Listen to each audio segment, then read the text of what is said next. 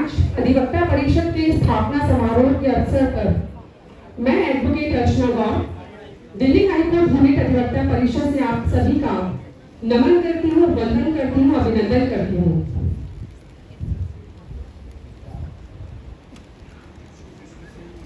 कार्यक्रम को शुरुआत करते हुए मैं सभी से आग्रह करूंगी, कृपया वंदे मातरम के लिए अपने अपने स्थान पर खड़े हो जाएं।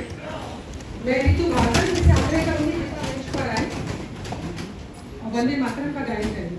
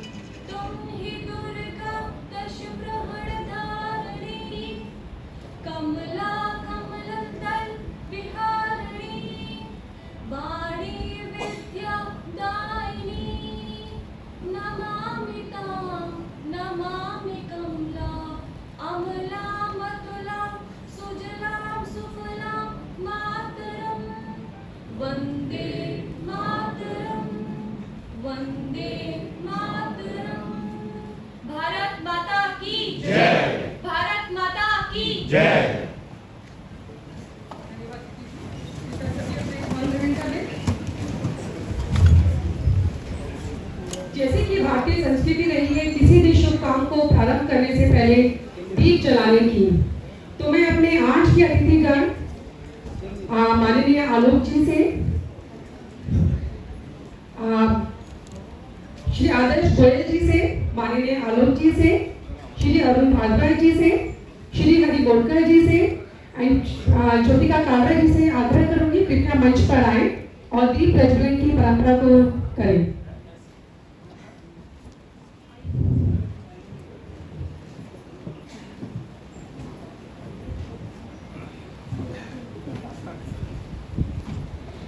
मैं आग्रह करूंगी दिल्ली प्रांत के प्रेसिडेंट जितेश जी से, श्री अशोक कश्यप जी से कृपया वो भी मंच पर आए, हमारे दिल्ली इकाई के प्रेसिडेंट। जिवेश जी से भी प्रार्थना करूंगी आप भी आए, हमारी दिल्ली इकाई के सेक्रेटरी मनीष जी।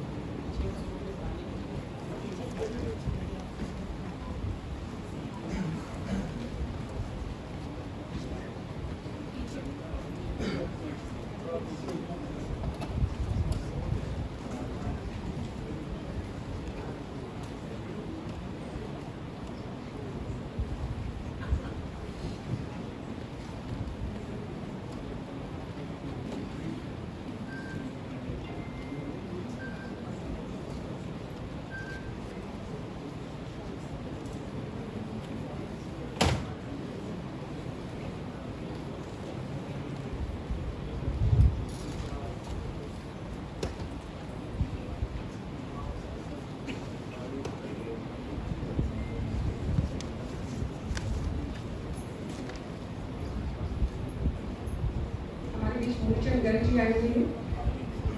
सर, मैं आपसे प्रार्थना करूंगी आप कृपया मंच पर आए।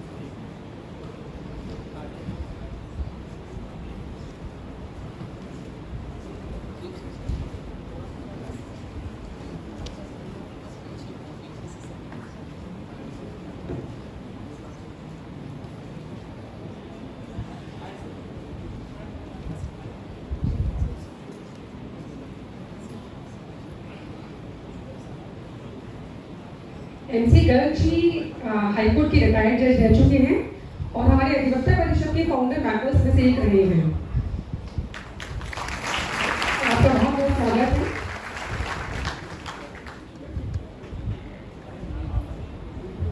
हमारे बीच हमारे मुख्य वक्ता श्री आदर्श गोयल जी हैं। मैं आदर्श गोयल जी को सम्मानित करने से पहले उनका परिचय देना चाहूंगी। He was born on 7 July 1953 at Hisar, Haryana. He did his BA Honours in LLB from the Punjab University, Chandigarh. He was enrolled as an advocate with the Bar Council of Punjab and Haryana in 1974. He practiced before the High Court of Punjab and Haryana for about 5 years and before the Supreme Court of India and Delhi High Court for about 22 years. He was designated as senior advocate by the Supreme Court on February 1999. He was elevated as judge of the Punjab and Haryana High Court on July 2001. He was the acting Chief Justice of Punjab and Haryana High Court from May 2011 till he joined as the senior most judge of the Guwahati High Court on September 12, 2011. He was sworn in as the Chief Justice of the Gujarat High Court in December and as the Chief Justice of the Odisha High Court in December 2013 on transfer. He was elevated as Judge of Supreme Court and assumed charge on July 7, 2014. And he has been appointed as chairperson of NGT on July 2018. Sir, आप अधिवक्ता परिषद से 1993 से जुड़े हुए हैं। अधिवक्ता परिषद के संगठन में सर की महत्वपूर्ण भूमिका रही है। मैं सर को सम्मानित करने के लिए श्री संजय पोद्दार जी को बुलाना चाहूंगी। कृपया मंच पर आए और उनको इस प्रतीक चिन्ह का शॉल देकर सम्मानित करें।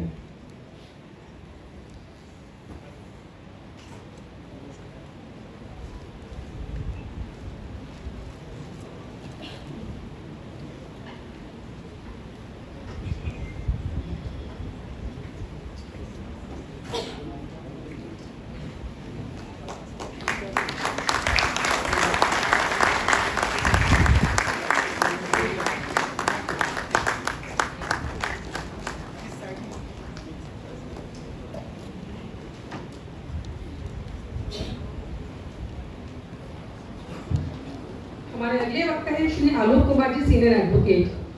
वैसे तो वो किसी परिचय के मोहताज नहीं है, उनको सभी लोग जानते हैं। अधिवक्ता परिषद के गठन में उनकी महत्वपूर्ण भूमिका भी रही है। फिर भी मैं एक प्रोटोकॉल के नाते उनका परिचय देना चाहूंगी। सर, आप अधिवक्ता परिषद के बहुत पुराने कार्यकर्ता हैं, हमारे मार्गदर्शक भी रहे हैं। आप दिल्ली यूनिवर्सिटी के प्रेसिडेंट रह चुके हैं। आप वर्तमान में विश्व हिंदू परिषद के इंटरनेशनल वर्किंग प्रेसिडेंट हैं। आप सिविल और क्रिमिनल केसेस करते हैं और आपको हम कहीं भी हाई कोर्ट और सुप्रीम कोर्ट में आपको देख लेते हैं और आप हमें हमेशा किसी भी केस की क्वेरी के लिए मार्गदर्शन भी करते हैं। श्री आलोक जी का स्वागत करने के लिए मैं बुलाना चाहूंगी हमारे दिल्ली प्रदेश के अध्यक्ष, दिल्ली प्रदेश में श्री जिवेश जी को। श्री जिवेश जी कृपया मंच पर आए। जिवेश जी हमारे दिल्ली प्रदेश के सेक्रेटरी हैं और हमारे दिल्ली हाई कोर्ट यूनिट से रहे हैं।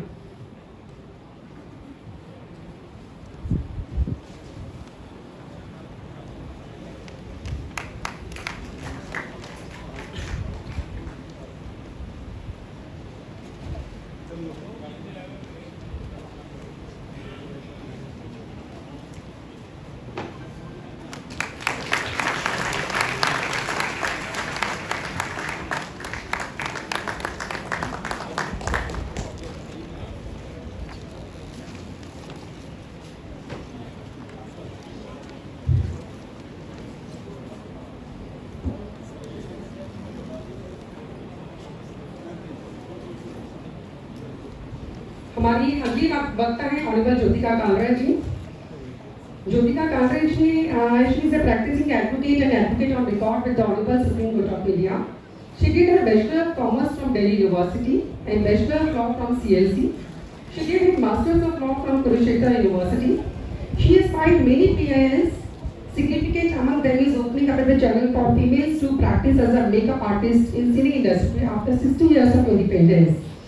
She has been dealing with subjects like women, children, trafficking, reproductive rights, etc. Under the leadership, many workshops have been conducted in the commission. She has joined as a member of NHRC in April 2017. And she has been honored by the Supreme Court of India for her 3 books.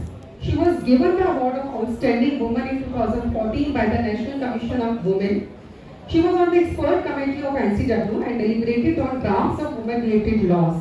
She was appointed by Michael Student in important matters, some of them concerning violation of women's rights. She was on the panel of Supreme Court Legal Service Committee.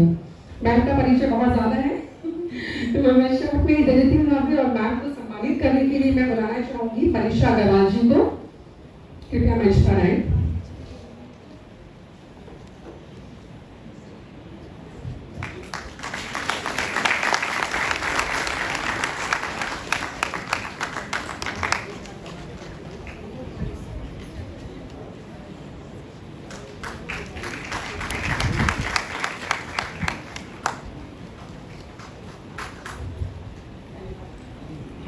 अगले वक्ता है हमारे Arun Bhagavat, senior advocate. Arun Bhagavat जी अधिवक्ता परिषद के पुराने कार्यकर्ताओं में से हैं। मैं कहूँगी कि अधिवक्ता परिषद के निर्माण में उनकी भूमिका रही है, और मैं अपने पर्सनल बोलूँ तो मुझे अधिवक्ता परिषद से परिचय कराने वाले अरुण भागवत सर ही रहे हैं। अरुण भागवत जी मूलतः हरियाणा के निवासी हैं और इन्होंने सेंट स्टीफन कॉलेज से अपनी ग्रेजुएशन की और विधि संकाय दिल्ली यूनिवर्सिटी में की। अखिल भारतीय अधिवक्ता परिषद स्थापना दिवस से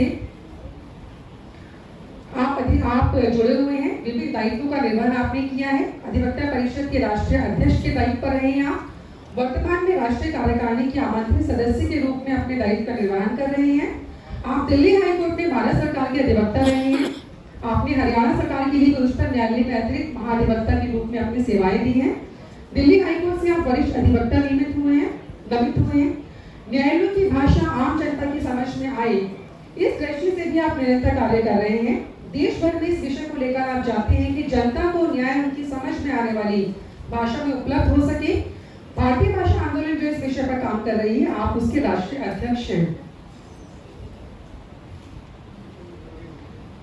अरुण भागवत जी को सम्मानित करने के लिए मैं बुलाना चाहूंगी जितेश जी, हमारे दिल्ली अधिवक्ता परिषद के अध्यक्ष। कृपया मंच पर आए, उनको स्मृति चिन्ह और शॉल देकर उनका सम्मान करें।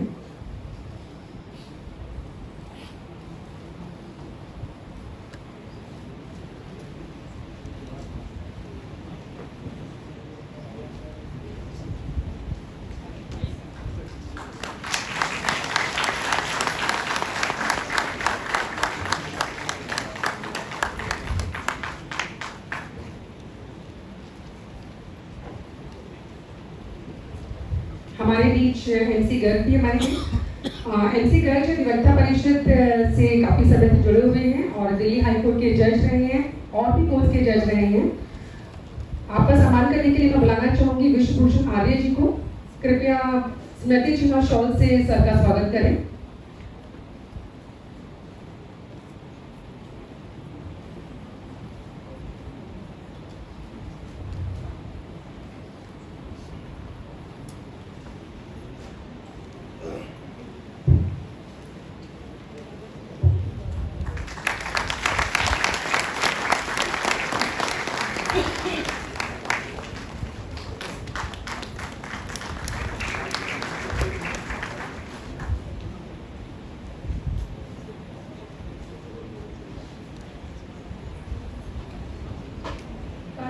आगे बढ़ाते हुए मैं बताना चाहूंगी कि दिल्ली हाईकोर्ट यूनिट की अपनी कार्यकारिणी में जो भी गतिविधियां करी हैं उन सभी का संक्षिप्त विवरण देने के लिए मैं एडवोकेट रिधिमा, मैं क्षमा चाहती हूँ, मैं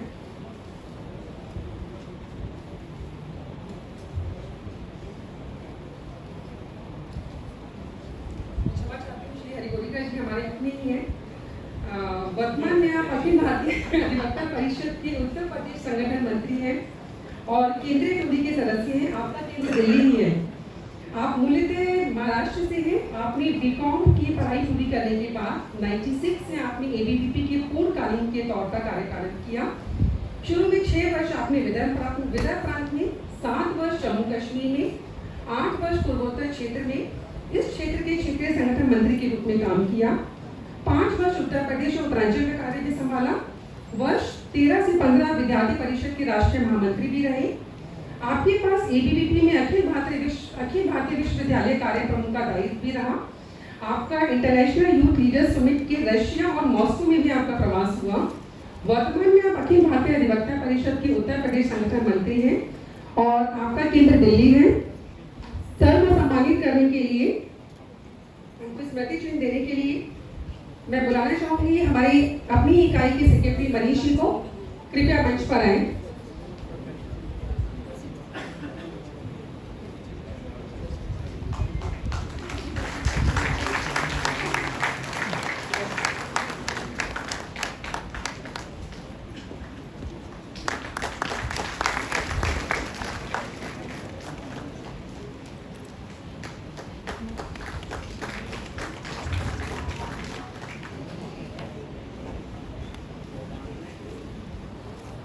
सर, इस त्रुटि के लिए मैं क्षमा चाहती हूँ। दिल्ली हाईकोर्ट इकाई की जो भी गतिविधियां रही हैं 2018 से लेकर अब तक, उन सभी का संक्षिप्त विवरण देने के लिए मैं रिद्धिमा गौड़ जी को बुलाना चाहूंगी। रिद्धिमा गौड़ हमारे दिल्ली हाईकोर्ट यूनिट के मेंबर एग्जीक्यूटिव हैं। वो कृपया आए और इसका संक्षिप्त में विवरण दें। सभी को मेरा प्रणाम। आज अधिवक्ता परिषद के 30वें स्थापना दिवस के अवसर पर दिल्ली हाईकोर्ट यूनिट के द्वारा किए गए कार्यों का विवरण देने के लिए मुझे चुना गया है। ये मेरा सौभाग्य है। और जैसे कि आप सब लोग जानते हैं और हम सब लोग जानते हैं कि अधिवक्ता परिषद 5 आयामों के अंतर्गत कार्य करती है और समाज की उन लोगों तक पहुंचना चाहती है अपने आयामों के द्वारा जहां हम और आप नहीं पहुंच सकते। हमारा पहला आयाम है स्टडी सर्कल। स्टडी सर्कल होता क्या है, पहले मैं आपको थोड़ा सा बताती हूँ। जो भी समाज में या देश में महत्वपूर्ण निर्णय और नवीनतम कानून लाए जाते हैं, उनके विषय में एक गोष्ठी करी जाती है हम लोगों के द्वारा। और जिस गोष्ठी में वक्ता होते हैं हमारे सीनियर एडवोकेट्स व न्यायमूर्ति। और क्योंकि हमारे कार्यकाल का बहुत सा समय लॉकडाउन में बीता, तो हम लोग शांत नहीं रहे और हम लोगों ने ऑनलाइन वेबिनार्स का आयोजन करना शुरू करा। और ये हमारा सौभाग्य था कि हमारे ऑनलाइन वेबिनार्स में हमारे जो स्पीकर्स थे, जो वक्ता थे, वो हाईकोर्ट के सिटिंग जजेस थे, वह सर्वोच्च न्यायालय के रिटायर्ड जजेस थे और बहुत सारे सीनियर एडवोकेट्स व attorney general, additional solicitor general ने भी बढ़ चढ़कर हिस्सा लिया। साथ ही साथ हम लोगों ने एक ऑनलाइन अभ्यास वर्ग का भी आयोजन किया था और सफलतापूर्वक हमने उस आयोजन के लगभग 100 अधिवक्ताओं के साथ उस आयोजन को समाप्त किया, जो 2 भागों में डिवाइड किया गया था।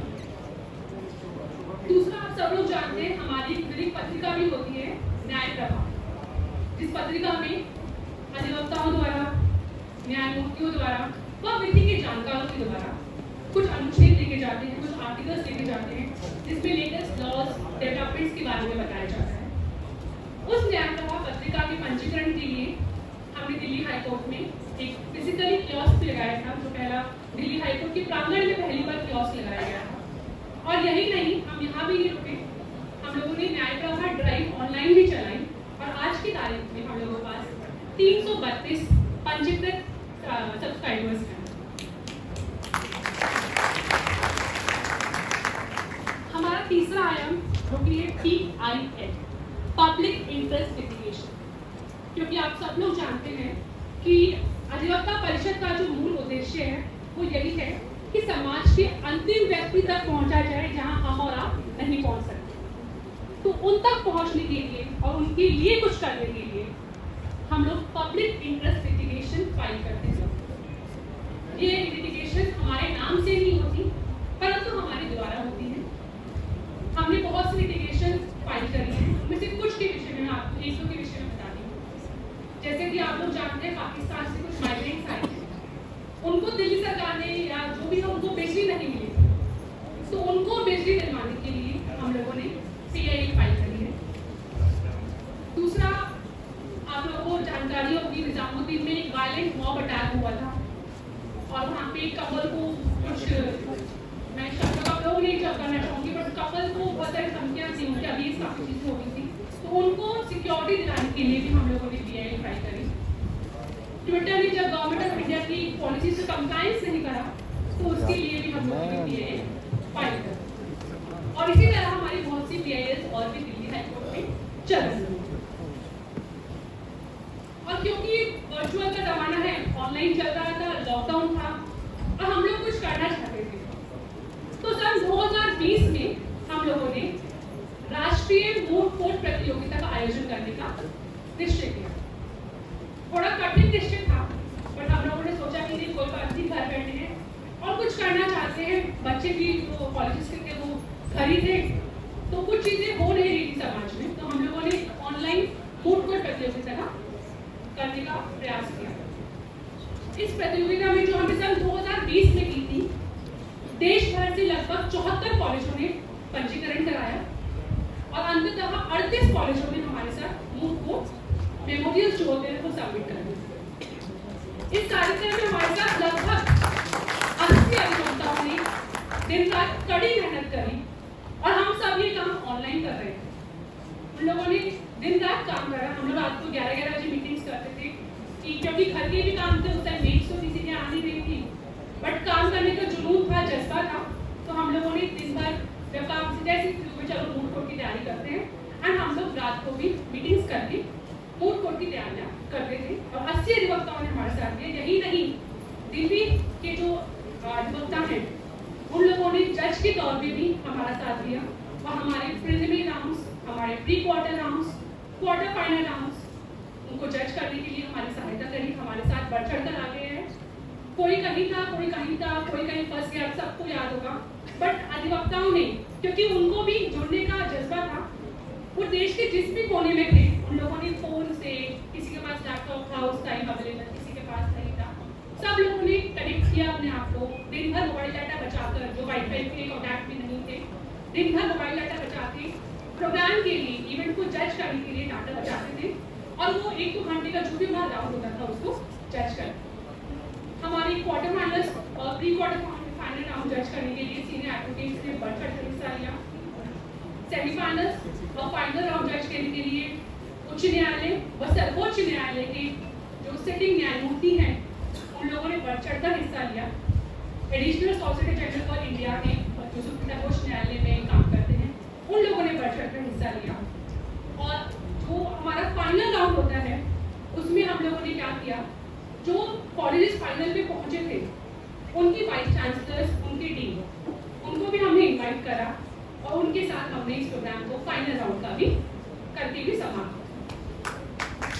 तो ये परंपरा चली गई, तो इस परंपरा को आगे बढ़ाने के लिए हम लोगों ने क्या किया, सन 2021 में कुछ चीजें खुल गई थी, हाइब्रिड मोड था थोड़ा बहुत, तो हम लोग थे कि हम लोग करना चाहते थे, परंपरा शुरू करी है तो आगे लेकर चलेंगे।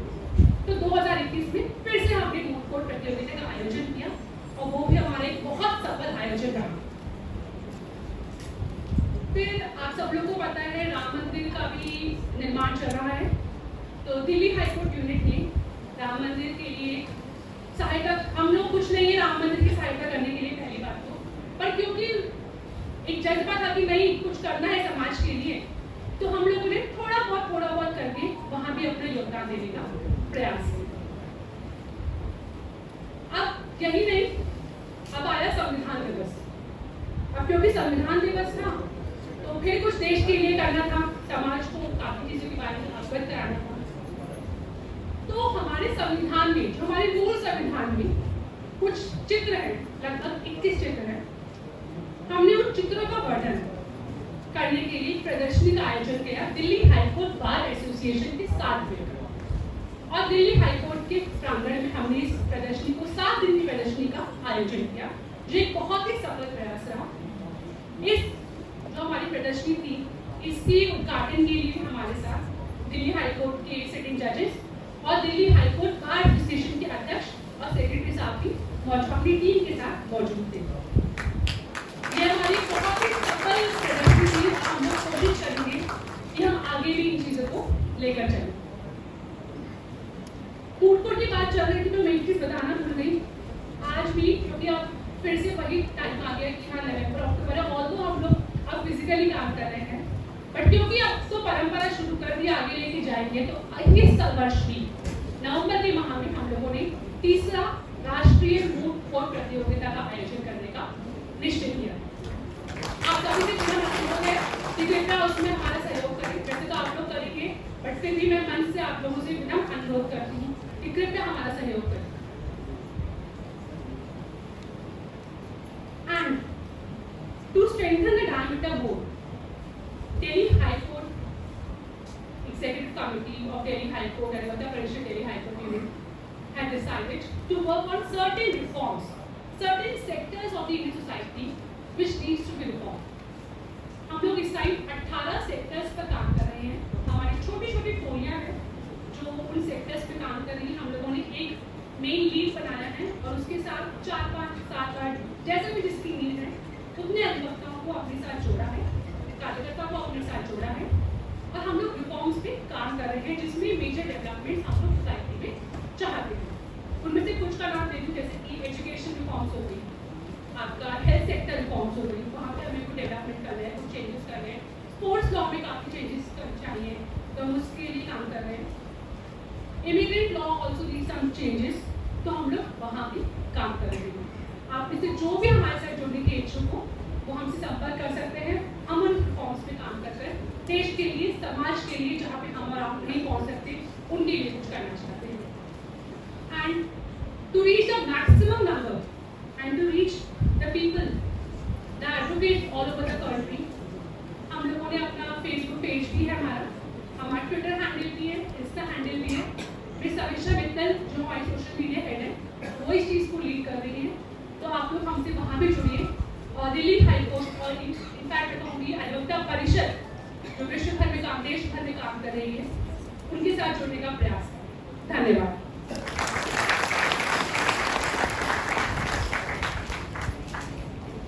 धन्यवाद दीपा जी इन सब के बारे में सबको अवगत कराने के लिए।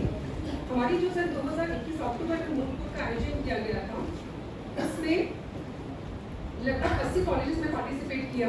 डिटेल में रिधिमा जी ने बता ही दिया है, क्योंकि उसमें हमारे अधिवक्ताओं ने पार्टिसिपेट किया था। हमारे मूल कोर्ट जज को, मूल कोर्ट के जो स्टूडेंट्स थे उसको जज किया था। उन अधिवक्ताओं को सम्मानित करने के लिए आज हमने उन सबको यहाँ बुलाया हुआ है। तो मैं नाम लेना चाहूँगी अधिवक्ताओं के। हमारी जो मैं अपने आज के मुख्य अतिथि आदर्श गोयल जी से प्रार्थना करना चाहूँगी कि इन सबको सम्मानित करें। मैं नाम लेती हूँ उनका। विवेक सूद जी क्वार्टर फाइनल में, विवेक सूद जी अगर हॉल में है तो कृपया आइएगा।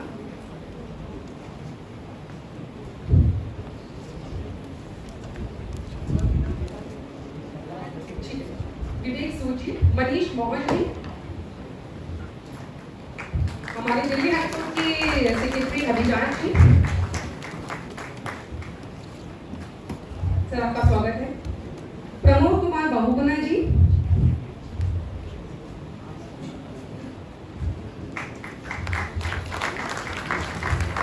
आर.के. पांडे जी, कृपया आइएगा।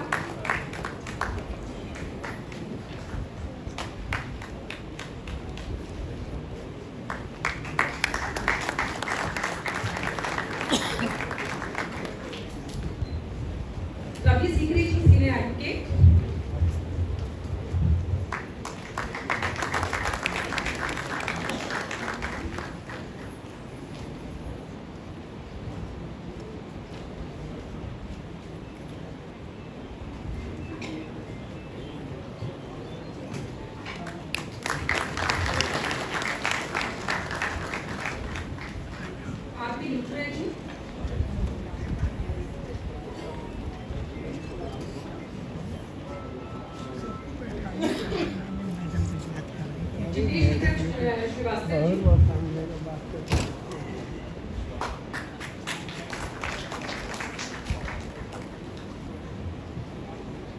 हमें क्वार्टर फाइनल लिस्ट में जो हमारे जजेस रहे हैं उनको सम्मान करने के लिए मैं आलोक जी से प्रार्थना करूंगी।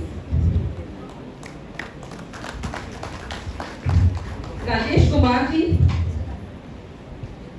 राजेंद्र छाबड़ा जी, विजेंद्र मध्यान जी,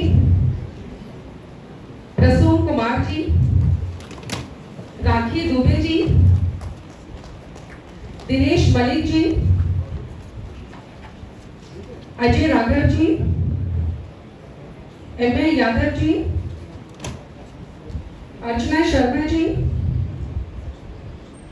योगेश सक्सेना जी, नीरज सिरोदिया जी, हिमांशु पाठक जी, कृष्ण मोहन सिंह जी, विनीता ख्याल जी, प्रणीत प्रणव जी, नरेंद्र शर्मा जी, दीपक कुमार जी, सौरभ कंसल जी, नटवर राय जी, कृपया ताली से इनका स्वागत करिएगा। अंकिता चौधरी जी, बिस्वीजीत कतरा जी, अर्चना पाठक दबे जी, सुनीता ओझा जी, अजीत कुमार जी, सीमा ग्रोवर जी,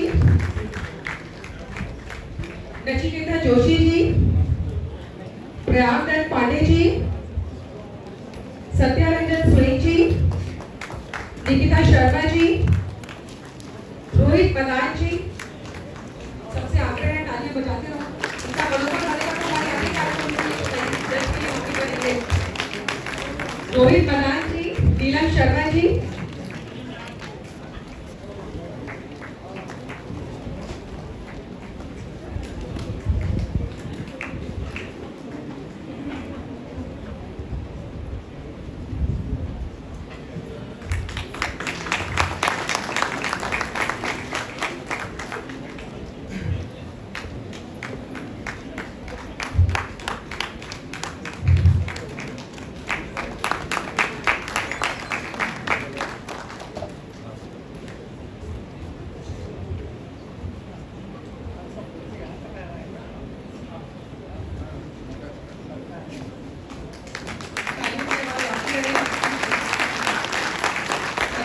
कोई भी जज हमारी अगली प्रतियोगिता के लिए ना आना चाहिए।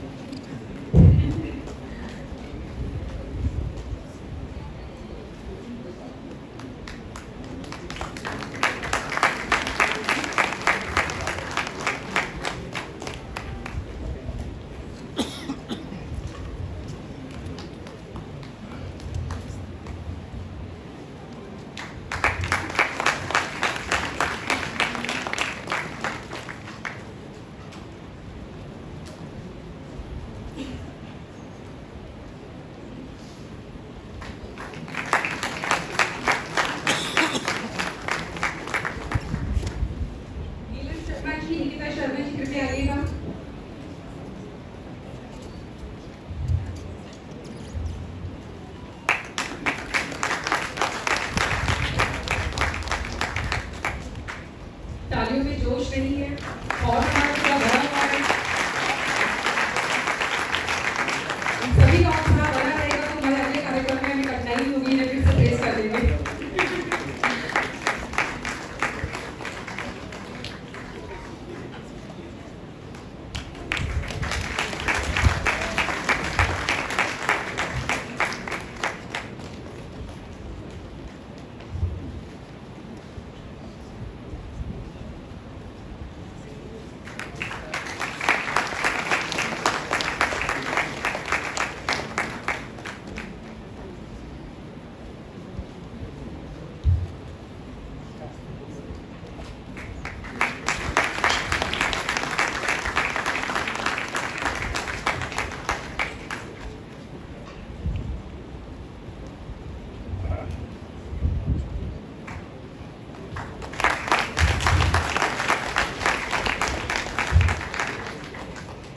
मनीषा अग्रवाल जी को सम्मानित करने के लिए मैं आदर्श गोयल से प्रार्थना करूंगी।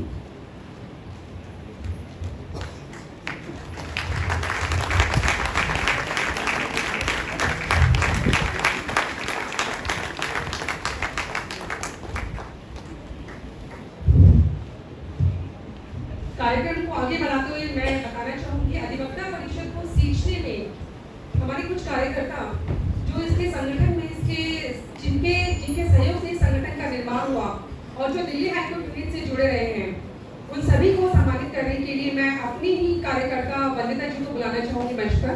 वंदिता जी कृपया आए और इनका सम्मानित कार्यक्रम करें।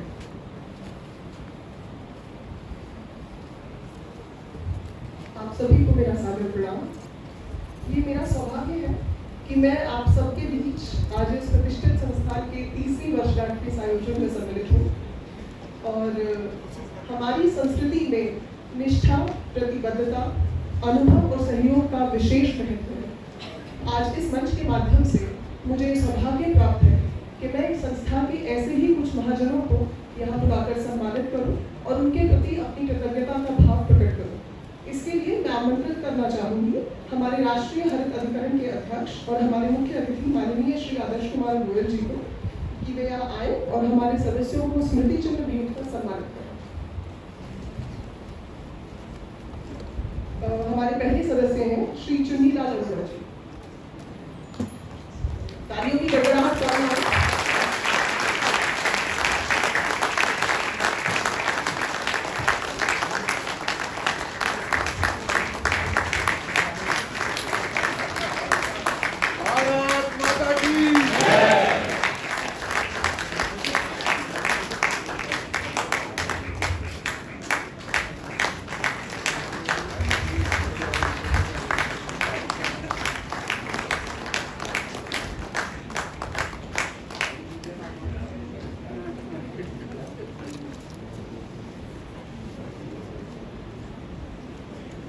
पूर्व न्यायाधीश जस्टिस MC गर्ग जी,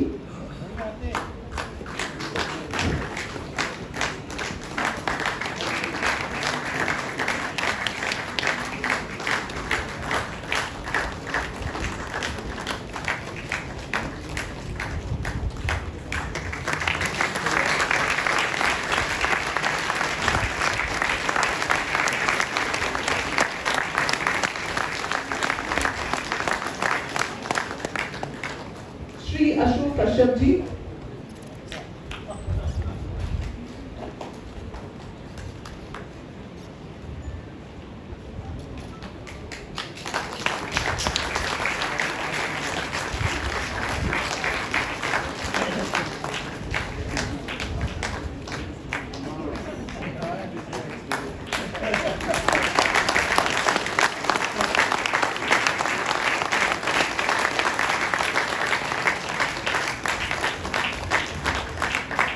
माननीय अनिल गुप्ता जी, माननीय राजेश गोमता जी,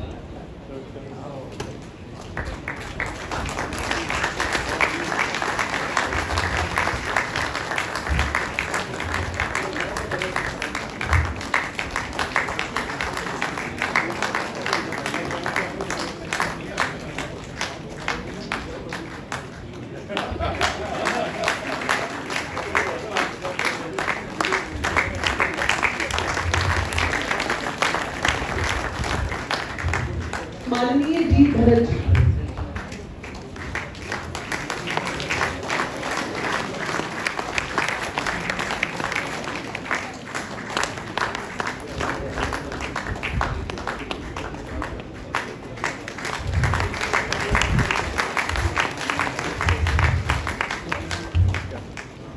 Sir, it was a great pleasure to honor you, and it was even great to felicitate those who facilitated us all. Thank you. आलोक जी से प्रार्थना करूंगी हमारे एक जज विवेक अग्रवाल जी मूल कोर्ट के थे, उनको सम्मानित करने के लिए कृपया आगे आए।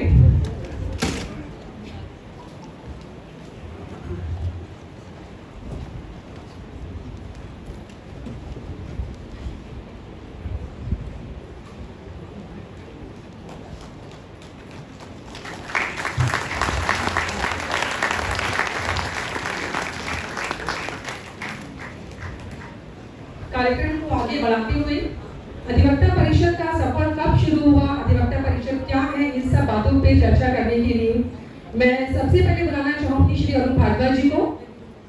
वे कृपया आए और अपने विचारों से हमें अवगत कराएं।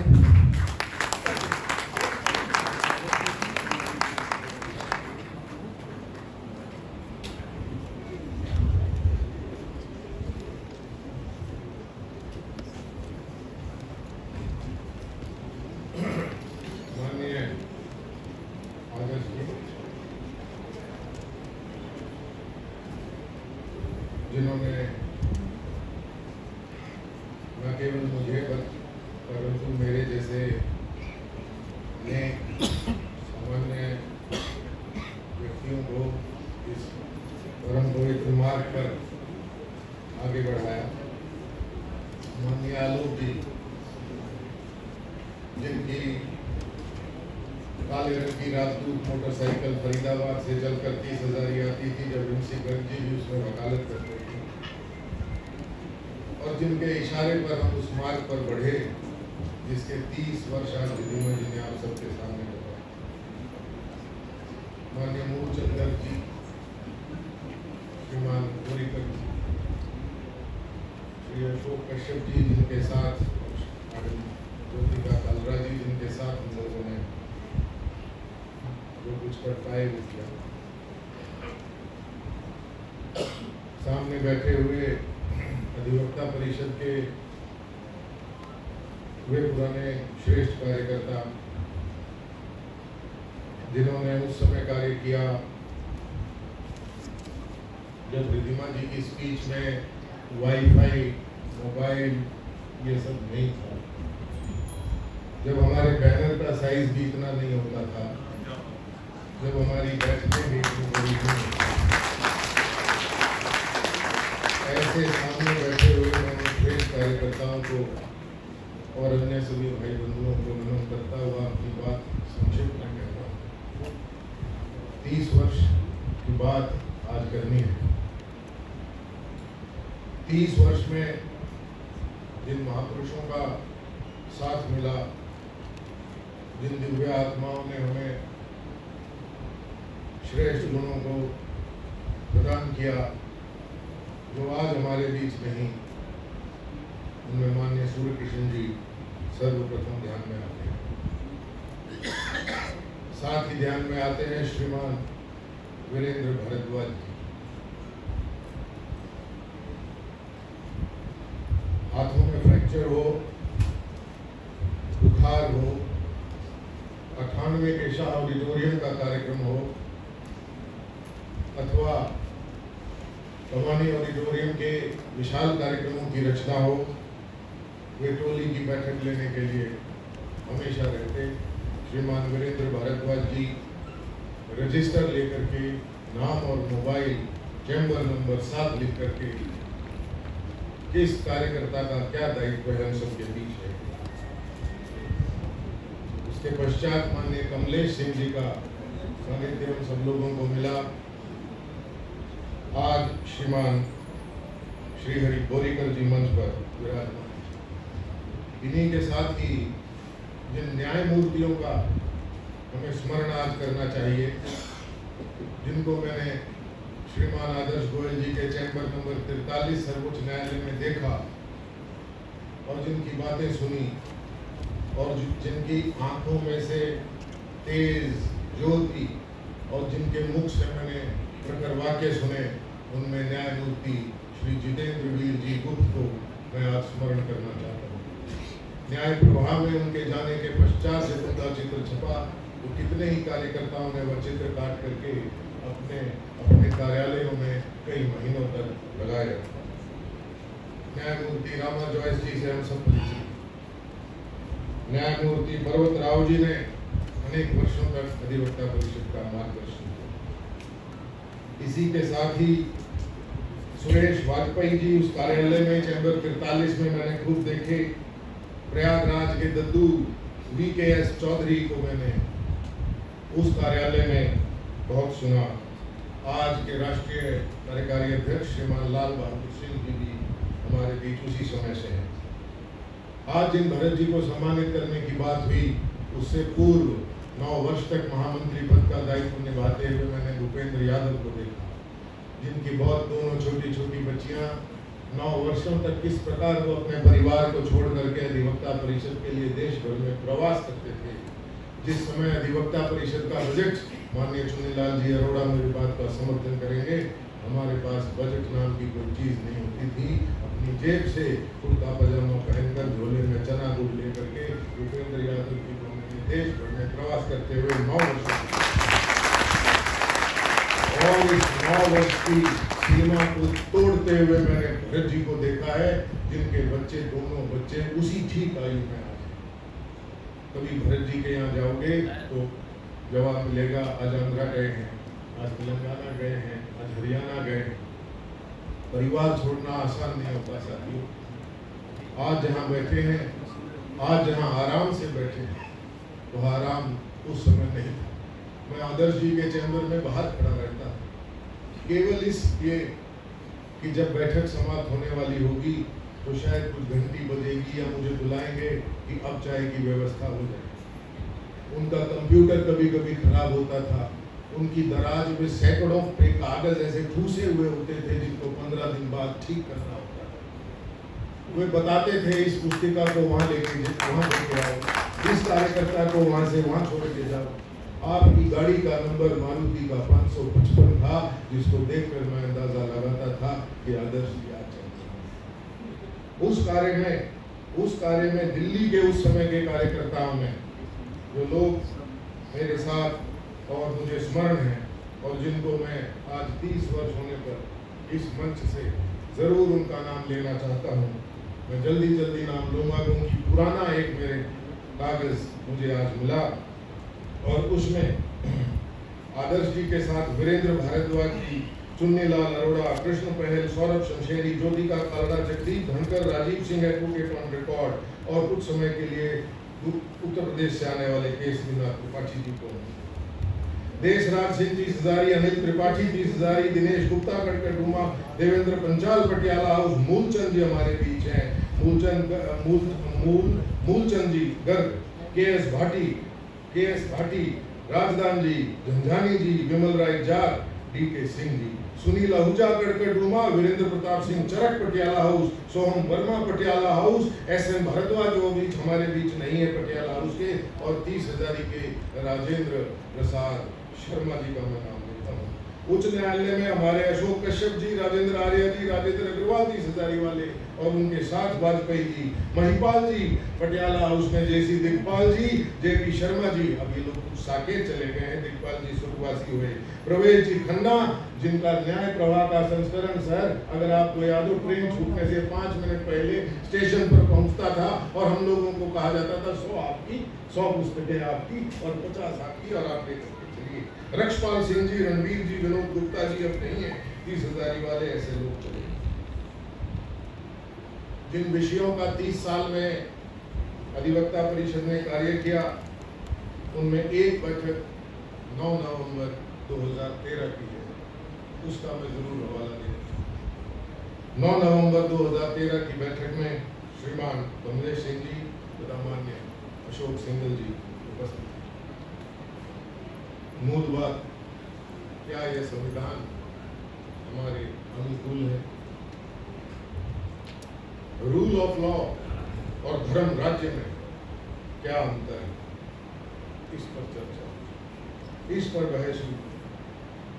मैं विशेष किसी विषय पर नहीं आज बोलना चाह रहा, मैं केवल रिद्धिमा जी की बात में वो बातें जोड़ना चाह रहा हूँ। ये मूड कोर्ट तक पहुंची, लेकिन मूड तक पहुंचने का रास्ता कहाँ से गुजरा है साथियों, मैं उसका स्मरण आपको कराना चाहता हूँ। 30 साल में अखिल भारतीय अधिवक्ता परिषद, जिसमें अधिवक्ता परिषद दिल्ली का सबसे बड़ा योगदान रहा, जिसमें माननीय आदर्श जी गोयल के बाद जितने महामंत्री आए, जितने अध्यक्ष आए और जिन जिन कार्यकर्ताओं ने योगदान दिया, उन्होंने क्या क्या लड़ाइयाँ लड़ी, केवल स्मरण मात्र विषय रखता हुआ मैं अपना संकेत करूंगा। श्री राम सेतु का जब मुद्दा आया, तो अधिवक्ता परिषद ने वो टीम खड़ी करी जिसने श्री राम सेतु की रक्षा की। लव जिहाद के मुद्दे पर हजारों बैठक करने वाला अधिवक्ता परिषद ये संगठन था। जब धर्मांतरण का मुद्दा आया तो देश भर में अधिवक्ता परिषद ने बैठकें की और इस विषय को समाज के जन जन तक पहुंचाया, समाज को जगाया। चुनाव के जितने सुधार थे, चुनाव में जो चुनाव लड़ते हैं, चुनाव की प्रक्रिया, इस पर कितनी ही बैठकें अधिवक्ता परिषद के माध्यम से हुई। और उस 9 नवंबर 2013 में श्रीमान अशोक सिंघल के मुख से जो बात निकली थी वो मैं आपके लिए लिख कर लाया हूँ। ये जो आज अकबर रोड का नाम आप बदला हुआ देखते हैं, ये 9 नवंबर 2013 की अखिल भारतीय अधिवक्ता परिषद की बैठक में माननीय अशोक सिंघल जी ने कहा था कि ये अकबर रोड का नाम गलत है और इसको बदलना चाहिए। आज अधिवक्ता परिषद का वो रिजल्ट हम सब देख सकते हैं। और इसके पश्चात शरियात का जो एक्ट था 1937 का, अपनी जो सनातन संस्कृति को कुचलने का कुचक्र सरकारें रखती आई, उस पर अधिवक्ता परिषद मुस्तैदी के साथ हमेशा समय पर खड़ा रहा। जब कम्युनल टारगेटेड वायलेंस बिल आया, कोर्ट 6 बैठकें हुई, कैट तक में बैठकें हुई और पूरे समाज को जगाने का काम इसी टोली ने, अखिल भारतीय अधिवक्ता परिषद की टोली ने दिन रात जागकर चिट्ठियां लिख कर सबको जगाया और सबको सचेत किया। जिस समय रिलीजियस फ्रीडम का मुद्दा था या नॉर्थ ईस्ट में लिबरेशन मूवमेंट का मुद्दा था, जब जस्टिस फ्री होना चाहिए, इन मुद्दों पर अखिल भारतीय परिषद ने टीम गठित की। जिस समय अफजल की जो मृत्यु दंड था, जब 5 वर्षों तक राष्ट्रपति जी ने कोई उस पर अमल नहीं किया, तो अधिवक्ता परिषद की टीम ने उस मुद्दे को लेकर के आगे बढ़ाया। बेरूबेरी का जो फैसला था, उस पर अपने जगदीप धनखड़ जी का विषय बारंबार अधिवक्ता परिषद के मन से आया। प्रधानमंत्री उस समय 9 वर्ष तक उनकी कार्य पद्धति को चुनौती देने वाले, सुस्ती में जो प्रधानमंत्री रहे 9 वर्षों तक, उसकी सुस्ती को चुनौती देने वाले अधिवक्ता परिषद के जगदीप धनखड़ जी ने इस बैठकों में इस विषय को अनेकों बार लिया। उसके पश्चात जो PILs की बातें हैं, सेक्शन 91 में आदर्श जी गोयल ने रास्ता दिखाया। बाद में बलदेव महाजन जी ने उस विषय को अधिवक्ता परिषद की अनेकों बैठकों में उठाया कि हम CPC के सेक्शन 91 CPC में PIL डाल करके हम इस विषय को ले जा सकते हैं, जनता के बहुत सारे मुद्दों को सुलझा सकते हैं। और जब कोलगेट का मामला आया और जब NIA एक विशेष धर्म के लोगों की बेल को अपोज ही नहीं करती थी, उस पर अधिवक्ता परिषद की टीम जागी और NIA को चेताया। इसी प्रकार समाज को जगाने का कार्य जम्मू कश्मीर के विषय को लेकर के, 370 के विषय को लेकर के अधिवक्ता परिषद की एक नहीं अनेकों टीमें दिल्ली में दिन रात कार्य करती रही। होमोसेक्सुअलिटी का, लिव इन रिलेशनशिप का और छत्तीसगढ़ में विनायक सेन का जो क्रिमिनल केस था, उस सब पर PMLA के मुद्दों पर अधिवक्ता परिषद ने दिन रात कार्य किया है। ऐसे इन मुद्दों को मैंने बहुत थोड़े से मुद्दे आप सबके सामने रखने का प्रयास किया है। ऐसे इन मुद्दों पर अधिवक्ता परिषद के वो लोग जो सामान्य घरों के थे, जिनके पास कोई पहुंच नहीं थी, जिनके पास सामाजिक संवैधानिक कोई ताकत नहीं थी, जो धनाढ्य नहीं थे, ऐसे कुछ निर्मल आत्मा वाले लेकिन बलवान बुद्धि वाले कार्यकर्ताओं ने इस सारे सिस्टम को जड़ से हिला के रख दिया। ऐसे अधिवक्ता परिषद की और 30 वर्ष की स्थापना दिवस को हम मनाते हैं। 2 विषय अभी शेष है, उनकी ओर मैं ध्यान जरूर दिलाना चाहूँगा। जब उड़ीसा में कीट में अधिवक्ता परिषद का राष्ट्रीय कार्यक्रम था, तो मैंने और कुछ कार्यकर्ताओं ने जगनिवास जी के साथ मिलकर के एक स्टॉल लगाया था कि ये संविधान दोबारा लिखना चाहिए। क्या ये हमारे लिए लिखा गया? क्या ये संविधान, भारतीय संविधान, भारतीय सनातन संस्कृति को रक्षा करने के लिए लिखा गया? क्या 29, 30, 370 इत्यादि जितने मुद्दे उस समय थे, क्या इसको बदलना चाहिए? जिस गाड़ी के टायर के 100 पंचर हो जाएं, 100 अमेंडमेंट्स हो चुके, उस गाड़ी को बदलना होगा अथवा उस गाड़ी के टायर। भारत के संविधान की जो रचना चाहता है, अखिल भारतीय अधिवक्ता परिषद को करना चाहिए। ये मेरा विचार, सुझाव है। 2024 से पहले अगर भरत जी ऐसी टीम बना दें, तो 2024 से पहले पूरा संविधान को न लिख करके राष्ट्रपति जी को सौंपे, तो हो सकता है कि 2024 के पश्चात जो सरकार है, उसके पश्चात आप 2024 के बाद नए संविधान के तहत। दूसरा विषय है वह जिसके लिए आजकल मुझे माननीय आलोक जी ने इशारा करके उस रास्ते पर बढ़ाया, और इशारा मात्र पा करके हम और हमारे कार्यकर्ता भाषाओं का विषय लेकर के चल रहे। आज का विषय है जस्टिस टू लास्ट पर्सन। वो लास्ट पर्सन कौन है? वो लास्ट पर्सन कौन है? वो चतुर्थ श्रेणी कर्मचारी है, वो बंधुआ मजदूर है, वो किसान है, वो अनपढ़ है, वह प्रोस्टिट्यूट है क्या, वह डेस्टिट्यूट है क्या, वह घर में काम करने वाली मेड्स, कुक्स, केरला में समुद्र में मछलियां पकड़ता मछुआरा है क्या, उस तक न्याय किस प्रकार पहुंचेगा। अंग्रेजी भाषा में परोसा जा रहा न्याय अनुच्छेद 348 के अनुसार क्या ये न्याय और क्या ये जजमेंट्स, चाहे वो सर्वोच्च न्यायालय की हो और चाहे वो किसी उच्च न्यायालय की हो, अगर एक फिरंगी भाषा में परोसी जाएंगी तो क्या अंतिम छोर पर खड़ा व्यक्ति उस निर्णय को समझ सकता है? क्या वो समझ सकता है कि श्री रामलला के निर्णय में सर्वोच्च न्यायालय ने किन साक्ष्यों का स्वीकार किया, किन साक्ष्यों को अस्वीकार किया और क्या निर्णय दिया?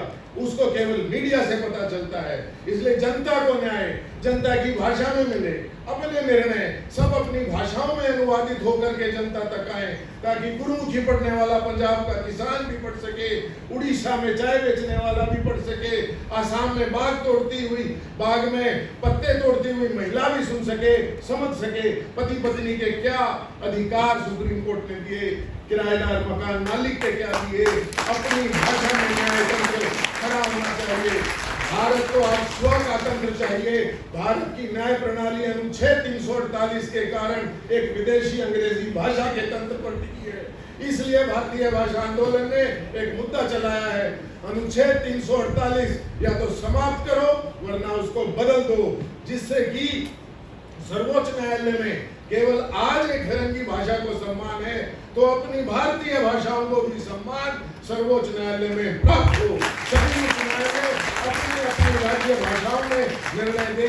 ऐसा 348 के विरोध में भारतीय भाषा आंदोलन, नुक्कड़ नाटक, यात्राएं अभी तमिलनाडु में हम 6 जिलों में करके आए हैं और हजारों वकीलों से भारतीय भाषा आंदोलन इस विषय को लेकर निकला है और अगले 15 दिनों में माननीय गृह मंत्री जी के साथ अपना जो सुझाव है लिखित रूप में भारतीय भाषाओं और न्याय तंत्र का कैसे भारतीयकरण हो, इस पर हम देने वाले हैं। ये 2 मेरे सुझाव भारतीय भाषाओं में और संविधान की पुनर्रचना के लिए मेरे अपने हैं।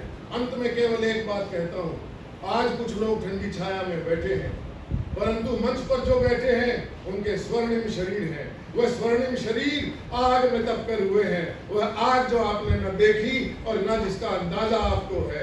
इसलिए मैं एक बार जो मंच पर बैठे हैं उनके लिए, वे लोग जो चले गए उनके लिए और वे लोग जो आज भी उस राष्ट्रपथ पर चलने के लिए अपना पूरा जीवन कुर्बान करने के लिए तैयार हैं, एक बार मेरा निवेदन है अपने स्थान पर खड़े होकर के तालियां बजा करके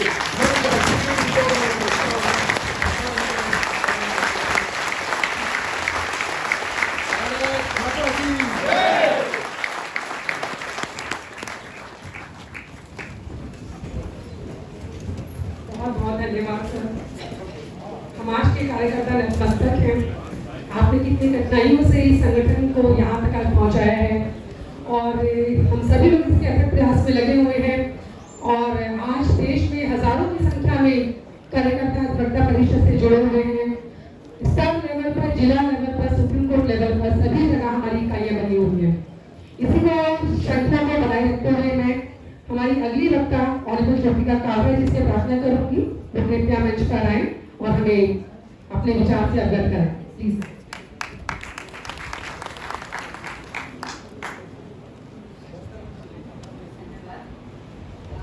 मैं सिर्फ चुटकी की बात रखूंगी।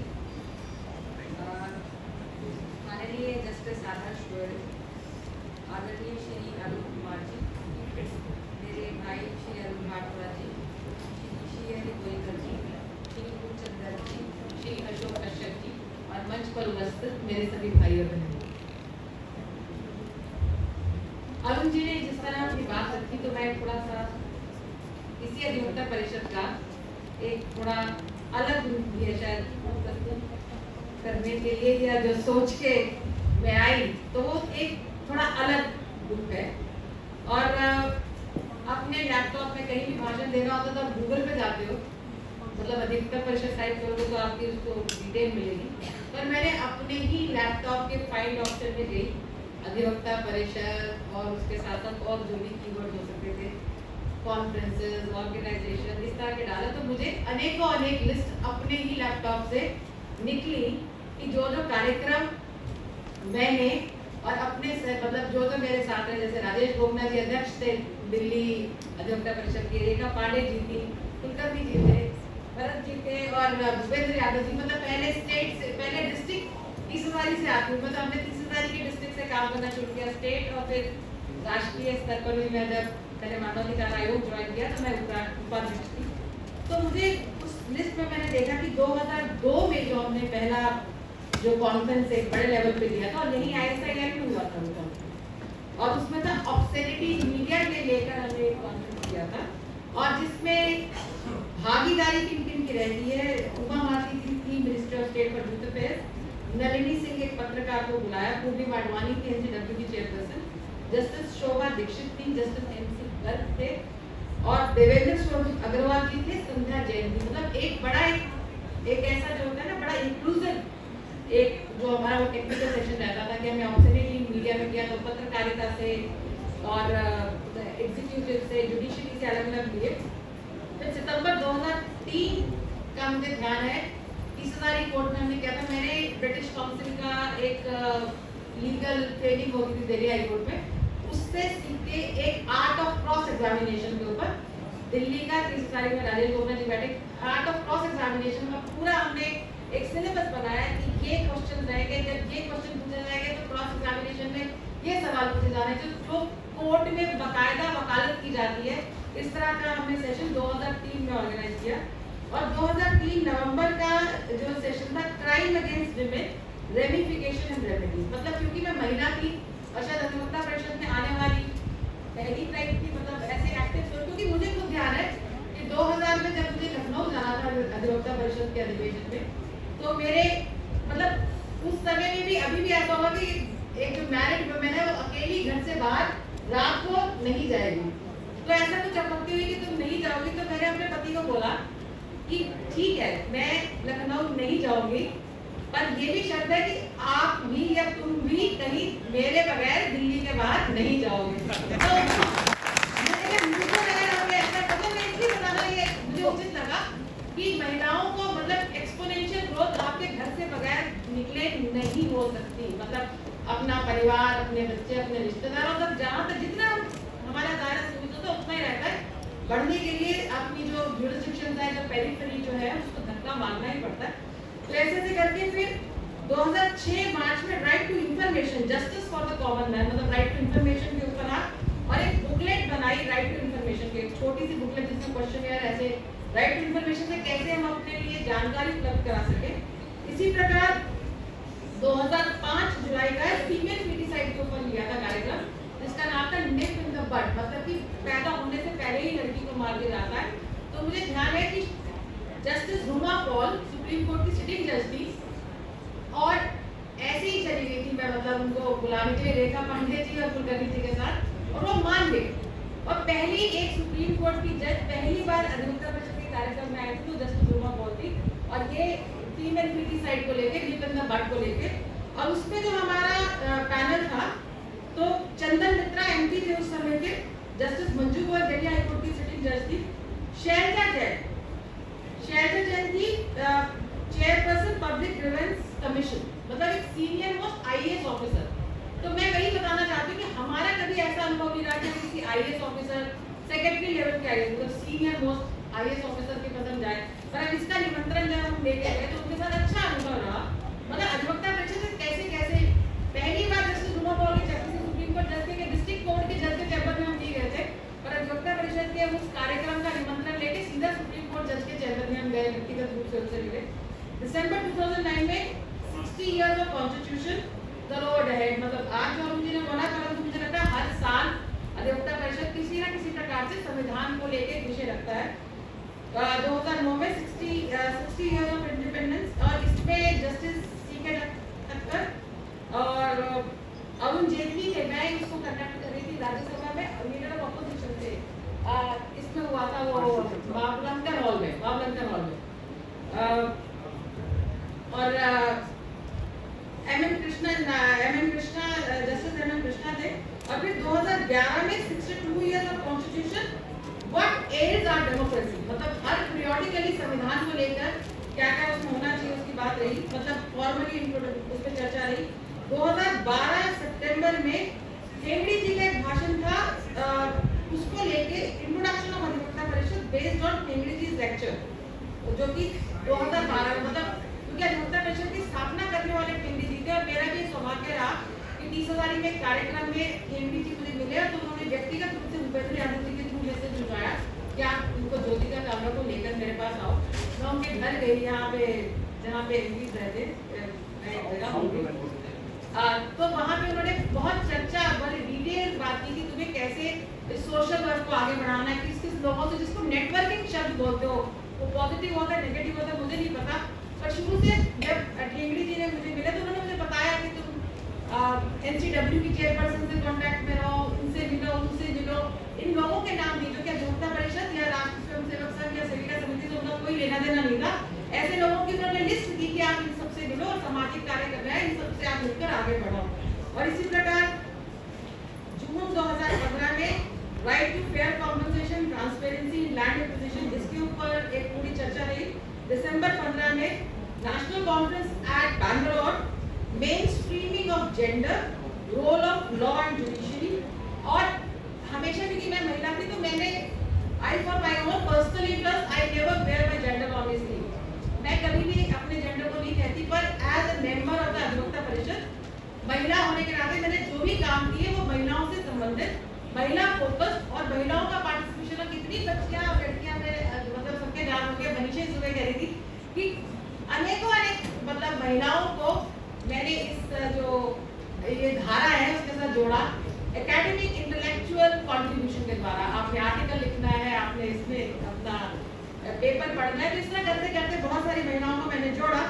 और gender main streaming of gender जो मैं कह रही थी, तो उसमें भरत जी से बात हो रही थी और किसी को रेंडमली पता नहीं 10 इनविटेशन भेजती थी, मतलब चाहे मैं अगर ऑर्गेनाइज तो अपने नाम से नहीं, अधिवक्ता परिषद के नाम से। तो एक जैसे मैं रेंडम एक नाम लेना चाहती हूँ कि पल्लवी श्रॉफ जो कि पार्टनर थी अमरचंद मंगलदास, उसको भी इनविटेशन दिया गया। मतलब कोई एमिनेंट है तो आप 20 लोगों को इनविटेशन देते हैं, किसी को का जवाब आता है नहीं आता। और अपनी बात को मैं यहाँ समाप्त करते हुए यही कहना चाहूंगी कि महिलाओं के, क्योंकि मैं कह रही हूँ महिलाओं को फोकस लेके, कि जहाँ जहाँ हम महिला एनजीओ में जुड़ते हैं तो वहाँ आपका पूरा का पूरा जो ग्रुप होता है वो विमेन फोकस या विमेन बेस्ड भी रहता है।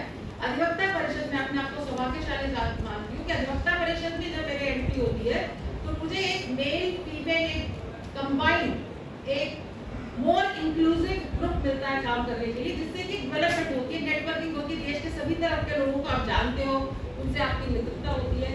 और अगर ऐसा मेरा अनुभव नहीं होता तो शायद इतने सारे पुरुषों से मैं कहना चाहती हूँ मेरा मिलना नहीं होता, क्योंकि जो हमारा समाज जिसमें हम पले बढ़े हैं, एक ओनली गर्ल्स स्कूल में, फिर ओनली गर्ल्स कॉलेज में, तो वैसे वैसे पढ़ना, तो एक इंक्लूसिव ग्रोथ के लिए अधिवक्ता परिषद का बहुत बड़ा योगदान, मेरे अपने डेवलपमेंट में बहुत बड़ा योगदान। और एक अधिवक्ता परिषद की खूबी जो मैं यहाँ आपके साथ शेयर करना चाहती हूँ कि बहुत पहले अधिवक्ता परिषद का एज मैटर ऑफ पॉलिसी कि एक सेक्रेटरी महिला होनी चाहिए हर स्टेज पे, डिस्ट्रिक्ट लेवल पे भी एक वाइस प्रेसिडेंट महिला होनी चाहिए कंपल्सरीली।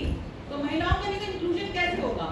तो as a matter of policy एक अलग अलग स्टेज पर एक एग्जीक्यूटिव में सेक्रेटरी, एग्जीक्यूटिव में वाइस प्रेसिडेंट महिला होनी चाहिए। इसके चलते शायद मुझे भी अवसर मिला होगा। मैं अपनी बात को यहाँ समाप्त करती हूँ टैगोर की कविता की 4 पंक्तियों के साथ, Where the mind is led forward by thee into ever widening thought and action into that heaven of freedom, let my father, let my country awake. So we want that where the mind is free and the head is held high. So we all are here for the knowledge, and let this stream of knowledge through Adhivakta Parishad go as far as possible, go as beyond as possible. Thank you very much. Thank you so much. आपका अधिवक्ता परिषद के प्रति आपका dedication देखकर महिलाओं को हमेशा ही प्रेरणा मिलती है।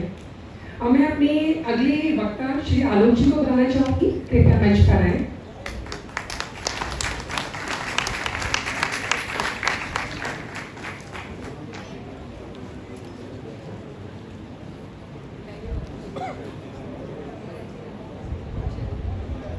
श्री आदर्श गोयल जी,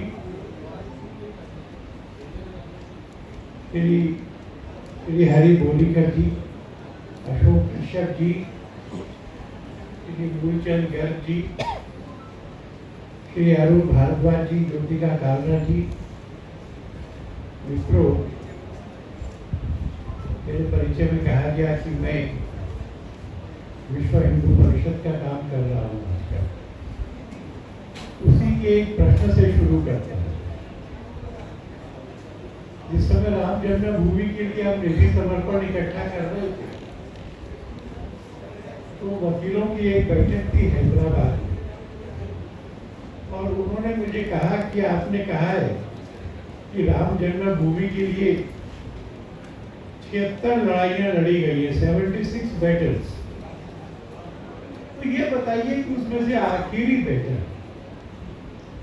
जिस बैटल में डिसाइसिव विक्ट्री हुई, उसका मैदान कौन सा था, उसका ड्यूरेशन क्या था, और उसमें कमांडर कौन? मुझे वो उत्तर ध्यान में नहीं आया। फिर उसने कहा कि मैं आपको उत्तर बताता हूँ। जो फाइनल बैटल हुई, जिसमें डिसाइसिव विक्ट्री हुई, और जो डिसाइसिव विक्ट्री हिंदुओं के लिए महत्वपूर्ण थी, उसका बैटल ग्राउंड था court number 1 of the supreme court, और उसके कमांडर थे पारासरन जी। इतनी बड़ी आयु, इतना फ्रेम शरीर, लगभग 10 साल से एक्टिव प्रैक्टिस उन्होंने छोड़ दी। हम लोग उनको मिलने गए थे, तो उन्होंने कहा कि mister Alok Kumar, whenever I wish to read something, I read the files of this appeal. When I get bored of it, then I read the files of this appeal. और रात में जब मैं खाना खाकर लेटता हूँ, नींद नहीं आती है, तो मैं इस अपील की बहस करता रहता हूँ। और ये 10 साल तक करना, 10 साल तक। जदू ने कहा कि कई दिन बहस चलेगी आपकी, सवेरे 10:30 बजे से शाम को तक चलेगी, अकेले आप ही बोलेंगे, हम रिक्वेस्ट करते हैं कि बैठकर बोलिए। उन्होंने कहा कि नहीं, सारी उम्र मैंने पैसे के लिए केस लड़े हैं, आम आदमियों के, खड़े होके लड़े हैं। ये पहली बार है कि जब मेरा क्लाइंट है रामलला विराजमान।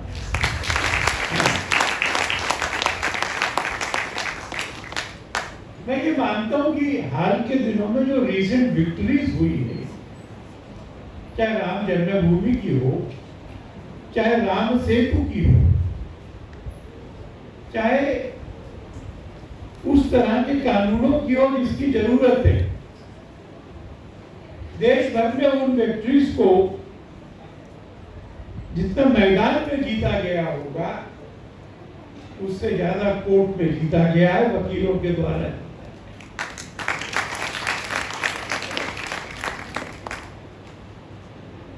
मैं भी याद कर रहा था कि जब अधिवक्ता परिषद का निर्माण होने की बात थी,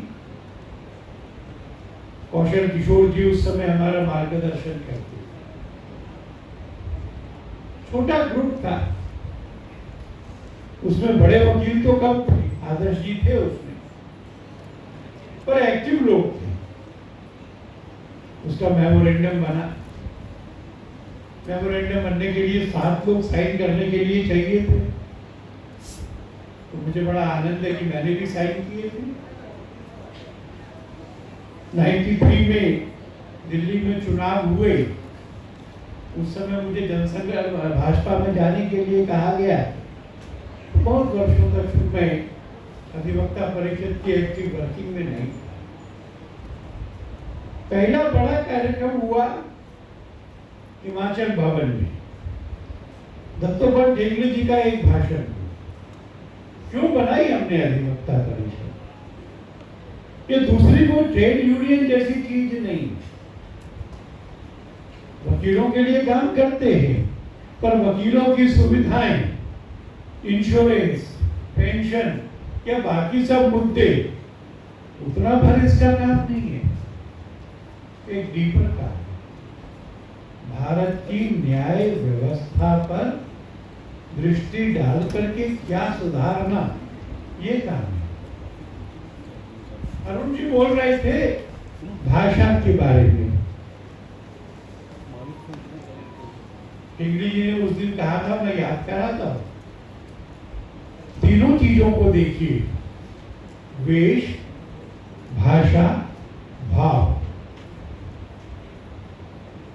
लाइन में खड़ा हुआ अंतिम व्यक्ति वकील के पास आता है, उसको वकील मित्र लगना चाहिए, निकटस्थ लगना चाहिए। और जब हम अप्रैल, मई, जून की भी गर्मी में उसको विवश करते हैं कि डिस्ट्रिक्ट कोर्ट के अंदर टीम की छत के नीचे वो काला कोट और गला बांध करके बैंड लगाकर बैठे, तो कितना अस्वाभाविक है। आदत पड़ जाती है तो चलता रहता है, पर कपड़े तो मौसम के लिए पहने जाते हैं, मौसम से बचने के लिए पहने जाते हैं। तो क्या कसे हुए कपड़े और बैंड लगा करके और कोट पहन करके मई जून ये उपयुक्त है? क्या ऐसा वकील जिसने कोट पैंट पहना हुआ है, बैंड लगाया हुआ है, गाउन भी पहना हुआ है, इस last man on the key बात करते हैं, क्या उन दोनों में कोई अपनापन लग सकता है? या फिर उसको लगता है कि ये किसी दूसरे ग्रह से आया हुआ व्यक्ति है, इससे जरा दूरी रखो, और फिर उसके लिए प्लीडिंग्स बनाते हैं हम। वो क्या पूछता है? वो ये नहीं पूछता कि इसमें लिखा क्या है, वो पूछता है कहां साइन करनी। इसलिए इसमें जो लिखा गया है वो कुछ तिलस्मी बात है, जिसको समझना और जिसकी सच्चाई को जांचना ये मेरा काम नहीं है। और जब गवाही होती है तो उसके पहले वो वकील से पूछता है क्या बोलना है। अगर दायित्व सच बोलने का हो तो वकील से पूछने का मतलब नहीं, पर इस व्यवस्था में निष्ठा नहीं है ना उसकी। उसको लगता है कि ये सारा कुछ ना कुछ ऐसी चालों का खेल है, जिन चालों को ठीक चला तो मैं जीतूंगा। तो इसलिए वो पूछता है कि मुझे कल को क्या कहना है। और भाषा की इतनी बड़ी दीवार है कि कोर्ट में वकील साहब ने क्या बोला उसको वो समझता नहीं।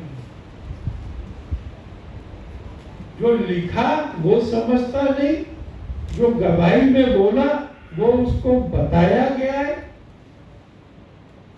और वकील ने जो बहस करी उसको वो समझता है। आवेश में आकर के जोर से बोल के जरा लंबा बोले, बड़ा खुश हो जाता है। जज को समझ में आए नहीं आए, वकील ने बोला बोल दिया।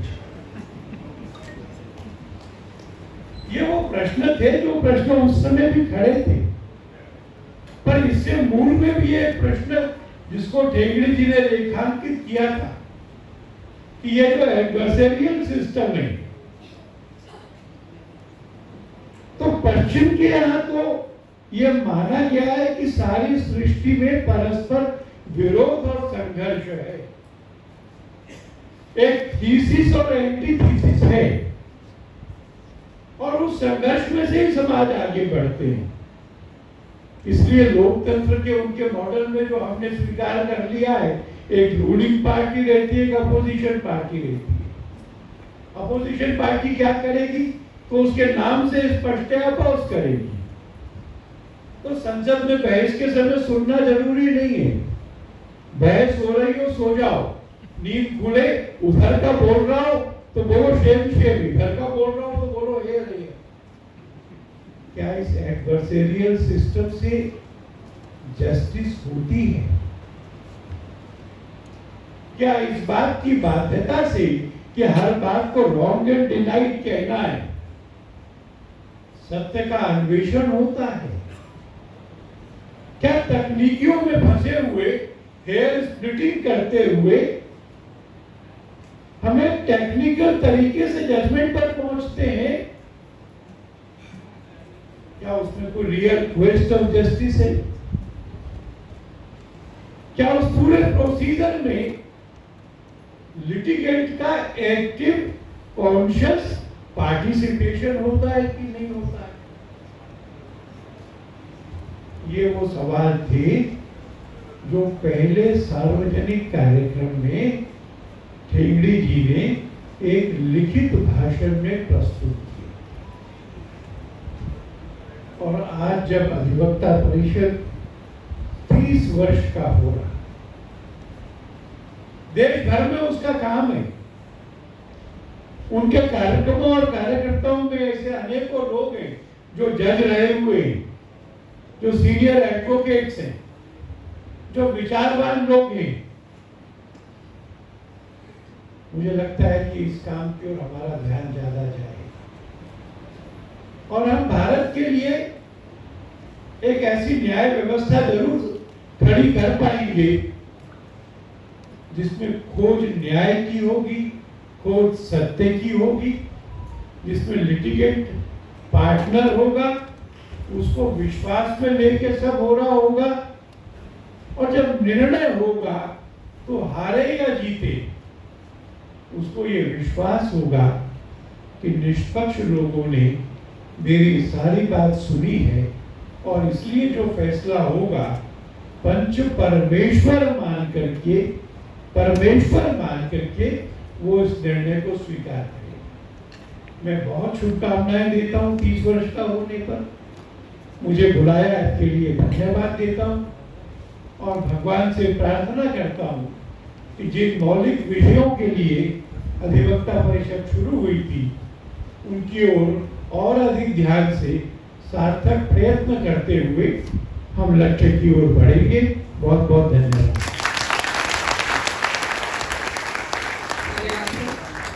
अपना मार्गदर्शन यूं ही बनाए रखना हम कार्यकर्ताओं पर। हमारे अगले अतिथि, आज की मुख्य अतिथि श्री आदेश गोयल जी हैं। मैं उनको मंच पर बुलाना चाहूंगी, कृपया आए सर।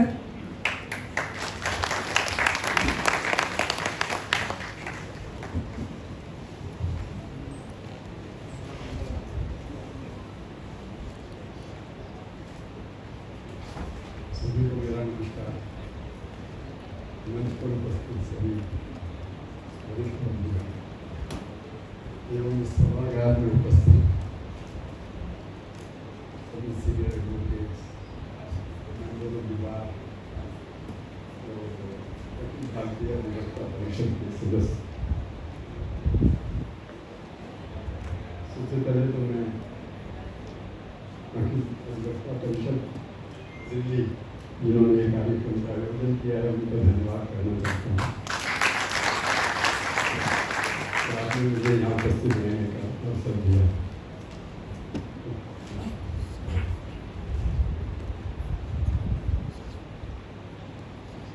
आपके सामने सब बातें आई हैं। 30 वर्ष में अधिवक्ता परिषद ने क्या किया, अधिवक्ता परिषद क्यों बढ़ी और इतना इंथुजियाज्म जो सामने दिखाई दे रहा है, ये केवल आज कार्यक्रम के लिए नहीं, ये अधिवक्ता परिषद के लिए जो सेंटिमेंट है या अधिवक्ता परिषद के लिए जो काम कर रहे हैं उनका सेंटिमेंट है, वो सामने दिखाई दे रहा है। आपने जैसा लिखा है अभी मेरे से पूर्व अरुण भारद्वाज जी ने, ज्योतिका जी ने और लोक जी ने आपके सामने जो बताया गया है कि अधिवक्ता परिषद क्या कार्य कर रहा है। यहाँ भी जो आपने लिखा है commitment to deliver justice to the last person,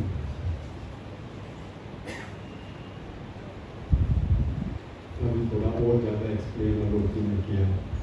तो मूल विचार क्या है?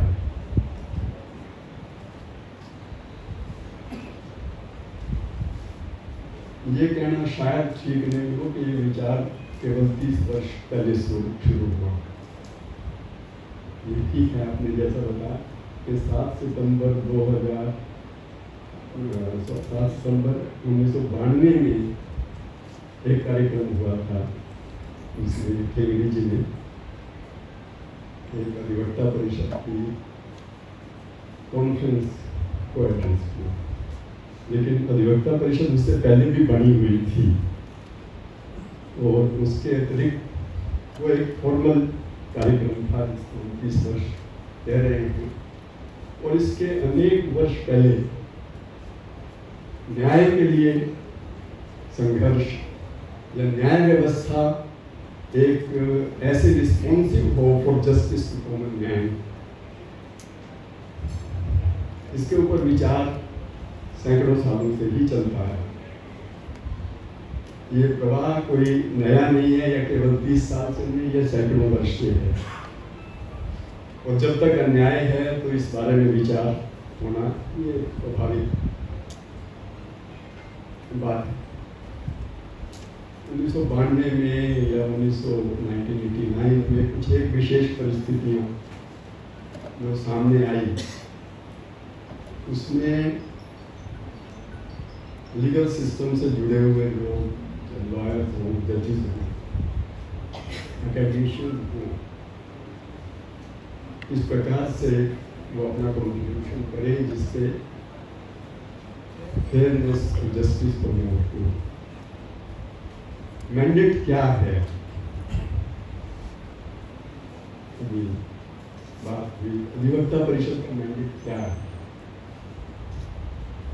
बहुत से संगठन हैं, बहुत से लोग हैं लीगल फील्ड में काम करने वाले। बहुत से लोग इसको लिमिटेड रखते हैं कि मेरा काम, मैं लॉयर हूँ, how to advance my career. Nothing wrong, I am not saying anything wrong, पर ये एक लेवल है थिंकिंग का। वो उसको एक ब्रेड एंड बटर लाइवलीहुड तक सीमित है। बहुत से लोग इकट्ठे होकर ये सोचते हैं कि हम एक ग्रुप बना लें, लॉ फर्म बना लें या एक बार एसोसिएशन, बहुत सा काम बार एसोसिएशन करते हैं, लेकिन काफी लेवल का फोकस्ड थिंकिंग कि हम सोसाइटी के लिए क्या करें, how can be instrument, how a lawyer और legal system can be instrument for serving people or serving the needs of the people, how to restructure the systems from time to time. कोई भी एक व्यवस्था चल रही है, उसको समय समय पर उसमें परिवर्तन, समाज की स्थिति को देखते हुए उसमें परिवर्तन पर विचार होना ये आवश्यक है। Things can't go on by default. Automatically चीजें ठीक नहीं होती, उसमें ह्यूमन बींग्स का बहुत बड़ा रोल है। और legal profession is a very powerful profession. Legal professional is a very powerful person. By his very nature उसकी एक एक्सपर्टीज होती है एनालिसिस करने, विचार करने, उसकी नॉलेज होती है विच इज हिज पावर, और उसकी कमिटमेंट जस्टिस की तरफ है।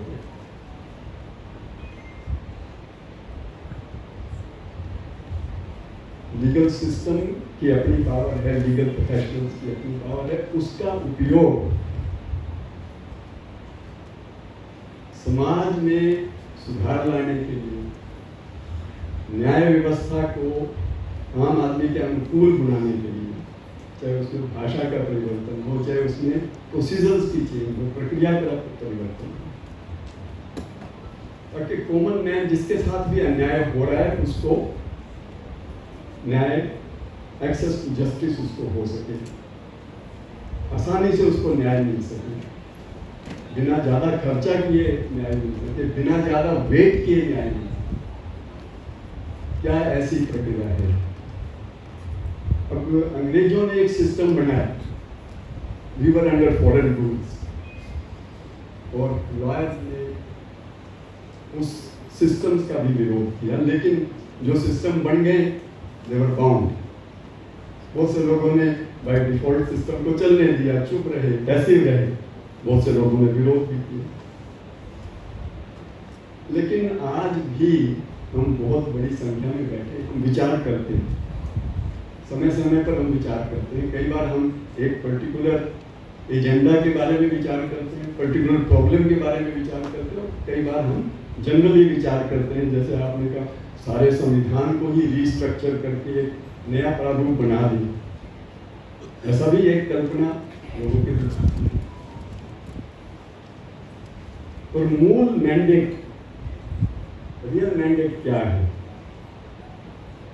Real mandate is to deliver justice to the last person and to do something for that.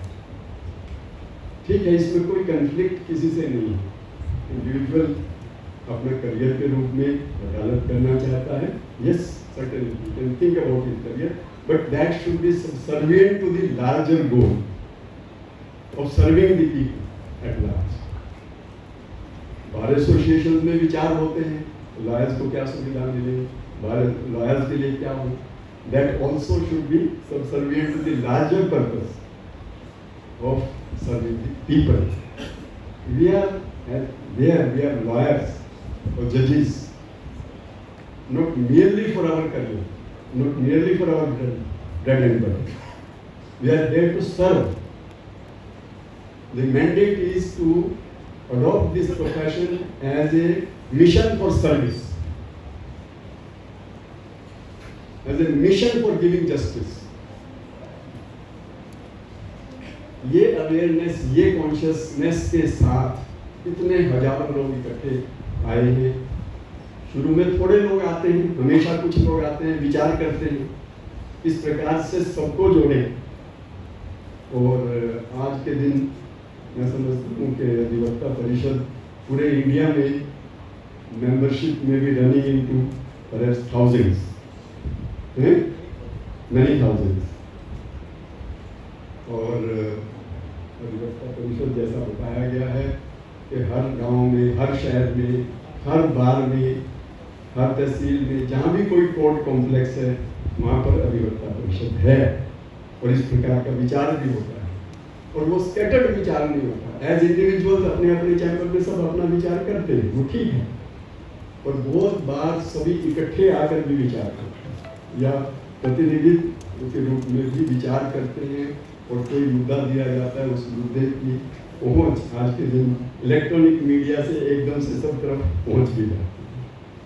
So lawyer community और legal profession is a safeguard for the society, for protecting rights of last person, irrespective of any political consideration, irrespective of who is in position, who is in power. लेकिन last person should not be neglected in the legal system. इसके लिए क्या करना है, उसके ऊपर एक fundamental thinking for changing the structures which are there by default, which we do not want. इस आपने का पता ही नहीं है, वो आता है लिटिगेंट, वो अंगूठा लगा है। सच्चाई के लिए फाइट नहीं हो रही। जो लीगल एडवाइस दी जा रही है, legal advice is expected to be delivered for justice और फॉर ट्रूथ, वे हम मानते हैं, लेकिन कई बार नहीं भी होता। तो सब सिस्टम्स, चाहे सिविल एडमिनिस्ट्रेशन जस्टिस है, क्रिमिनल एडमिनिस्ट्रेशन जस्टिस है, बार की वर्किंग है, जुडिशरी की वर्किंग है, सबके बारे में एक एग्जॉस्टिव थिंकिंग, ये एक इंटेग्रेटिव थिंकिंग, इसके लिए एक सर्टेनली एक फोर्स रिक्वायर्ड है, जो अधिवक्ता परिषद है। ठीक है, इस वर्षों में बहुत सा काम हुआ है, बहुत बड़ी फोर्स भी खड़ी हुई है, बहुत सी जागरूकता भी हुई है, लेकिन अभी बहुत काम करना अभी बचा भी है। ऐसा नहीं है कि आज 30 वर्ष हो गए तो बस हो गया, ऐसा नहीं। ये कंटिन्यूस करने का काम है, जब तक हम ये इंश्योर ना कर दें कि सबको न्याय मिल रहा है। उसके साथ साथ इसको हम नोबल प्रोफेशन भी कहते हैं। लीगल प्रोफेशन में जो जुडिशरी में जो फ्रीडम टाइम पर इतनी एक सीरियस फाइट फॉरेन रूल्स को दी, because of thinking power, because of knowledge which the legal profession है। अभी भी बहुत परिवर्तन जो व्यवस्थाओं में होने की आवश्यकता है, जो लीगल सिस्टम में होने की आवश्यकता है, लीगल सिस्टम के एग्जिस्टिंग स्ट्रक्चर में और ऑपरेशन में, प्रोसीजर्स में अभी वो जो आइडियल सिचुएशन है उससे हम बहुत दूर हैं। तो मेरा ये मानना है कि अधिवक्ता परिषद के माध्यम से बहुत बड़ी समाज की सेवा आने वाले समय में होगी और व्यवस्थाओं में भी परिवर्तन होगा और जो अधिवक्ता परिषद के ऑब्जेक्टिव हैं deliver justice to the last person, इसमें सफलता होगी।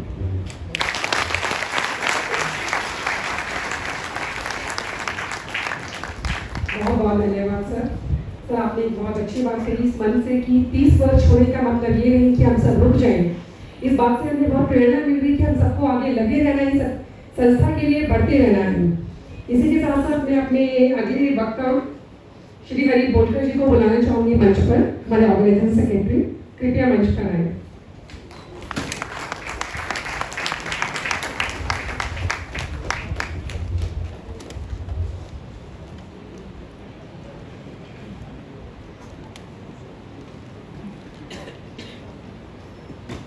अधिवक्ता परिषद के आज के इस स्थापना दिवस के अवसर पर मंच पर उपस्थित जस्टिस आदर्श गोयल जी, श्री आलोक कुमार जी, श्री अरुण भारद्वाज जी, श्रीमती ज्योतिका कालारा जी, श्री एनसी गर्ग जी, श्री अशोक कश्यप जी, इस सभागार में उपस्थित दिल्ली प्रांत के अध्यक्ष श्री जितेश जी, महामंत्री श्री जिवेश जी तथा अन्य सभी वरिष्ठ अधिवक्तागण, हाईकोर्ट यूनिट के कार्यकर्ता भाइयों बहनों, समय बहुत हो गया है और आप सब लोग आदर्श गोयल जी को सुनना चाहते थे, इसलिए मैंने पहले कहा कि आदर्श गोयल जी को पूरा समय मिलना चाहिए। बचा कुछ समय होगा तो मैं बोलता हूँ, लेकिन आदर्श जी ने शायद संक्षिप्त में अपनी बहुत बड़ी बात बहुत छोटे शब्दों में उन्होंने बताया और मुझे लगता है कि मेरे लिए भी, मतलब अभी अधिवक्ता परिषद में आके मुझे 1 वर्ष हुआ है, लेकिन 1 वर्ष में भी जो बात आज उन्होंने बोली वो सही में आज समाज के किसी भी क्षेत्र में किसी भी स्थान पर कोई व्यक्ति रहेगा, लेकिन संगठन में जिसने सही में काम किया, कार्य किया है, वो कहीं भी रहेगा, कितने सालों के बाद भी मंच पर आएगा, लेकिन उसके मुंह से वही बातें निकलेगी जो शायद उस समय वो संगठन के कार्यकर्ता के तौर पर करता था। वही विजन, वही एक्शन शायद सभी कार्यकर्ताओं से वो अपेक्षित करते हैं कि नहीं ऐसे होना चाहिए। और मुझे सही में बहुत अच्छा लगा उनकी बातों को सुनकर। मैं ज्यादा समय नहीं लूंगा, लेकिन अधिवक्ता परिषद का स्थापना दिवस है। श्रद्धेय दत्तोपंत ठेंगड़ी जी ने जिन उद्देश्यों के साथ या उस समय के कार्यकर्ताओं ने जिस उद्देश्य के साथ एक संगठन का निर्माण किया, मुझे लगता है कि अंतिम व्यक्ति को न्याय और न्याय एवं धर्म, यह दोनों इन वाक्यों को यदि देखा जाए तो एक ही सिक्के के 2 पहलू है। आप न्याय एवं धर्म पर चलेंगे तो अंतिम व्यक्ति को न्याय मिलना सुनिश्चित है, और जिस समय आप न्याय अंतिम व्यक्ति को मिलने के लिए प्रयास करेंगे तो आपके हाथों से वही धर्म होगा जो न्याय कहलाएगा। और इसलिए दोनों बातों को मैं तो अलग कभी देखता नहीं हूं, ये दोनों बातें एक ही है। बहुत बार न्याय एवं धर्म बोलने के बाद बहुत सारे लोग उसको धर्म के आधार पर मानना शुरू कर देते हैं, क्या कहाँ धर्म बीच में आ गया। लेकिन मैं आज बड़े गर्व के साथ कहता हूं कि अधिवक्ता परिषद का कार्य भौगोलिक दृष्टि से यदि आज देखा जाए तो अंडमान निकोबार या लेह लद्दाख या नॉर्थ ईस्ट के मणिपुर, मिजोरम, इन सारे प्रांतों में अधिवक्ता परिषद का आज कार्य सब ढंग से सभी प्रांतों में आज कार्य है।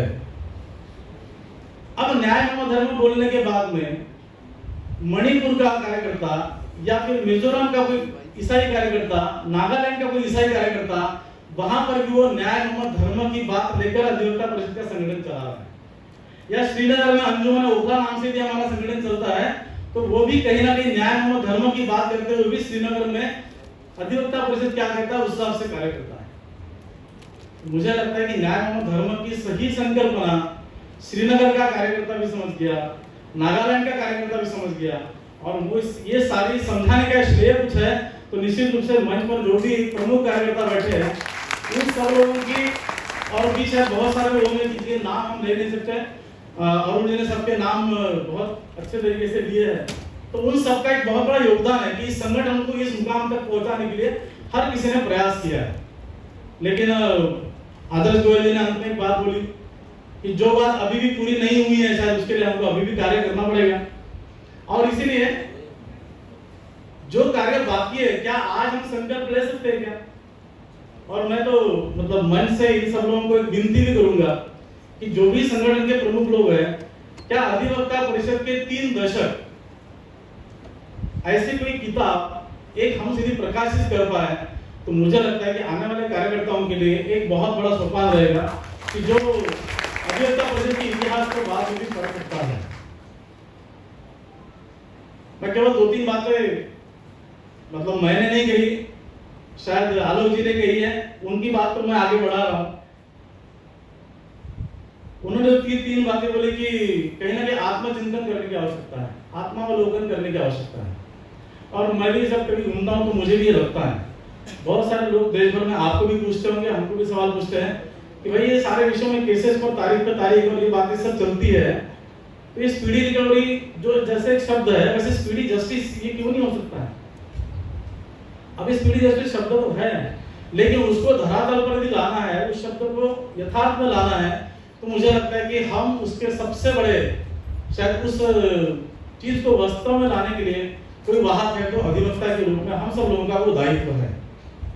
मैं निश्चित रूप से जानता हूं कि किसी भी केस के निर्णय के लिए केवल अधिवक्ता जिम्मेदार नहीं होता है, अधिवक्ता है, जजेस है, उसके बाद हो सकता है कि फॉरेंसिक लैब में जो बैठा व्यक्ति है वो भी हो सकता है, पुलिस इन्वेस्टिगेशन टीम जो होगी वो भी हो सकती है, ये बहुत सारे एंगल उसमें हो सकते हैं।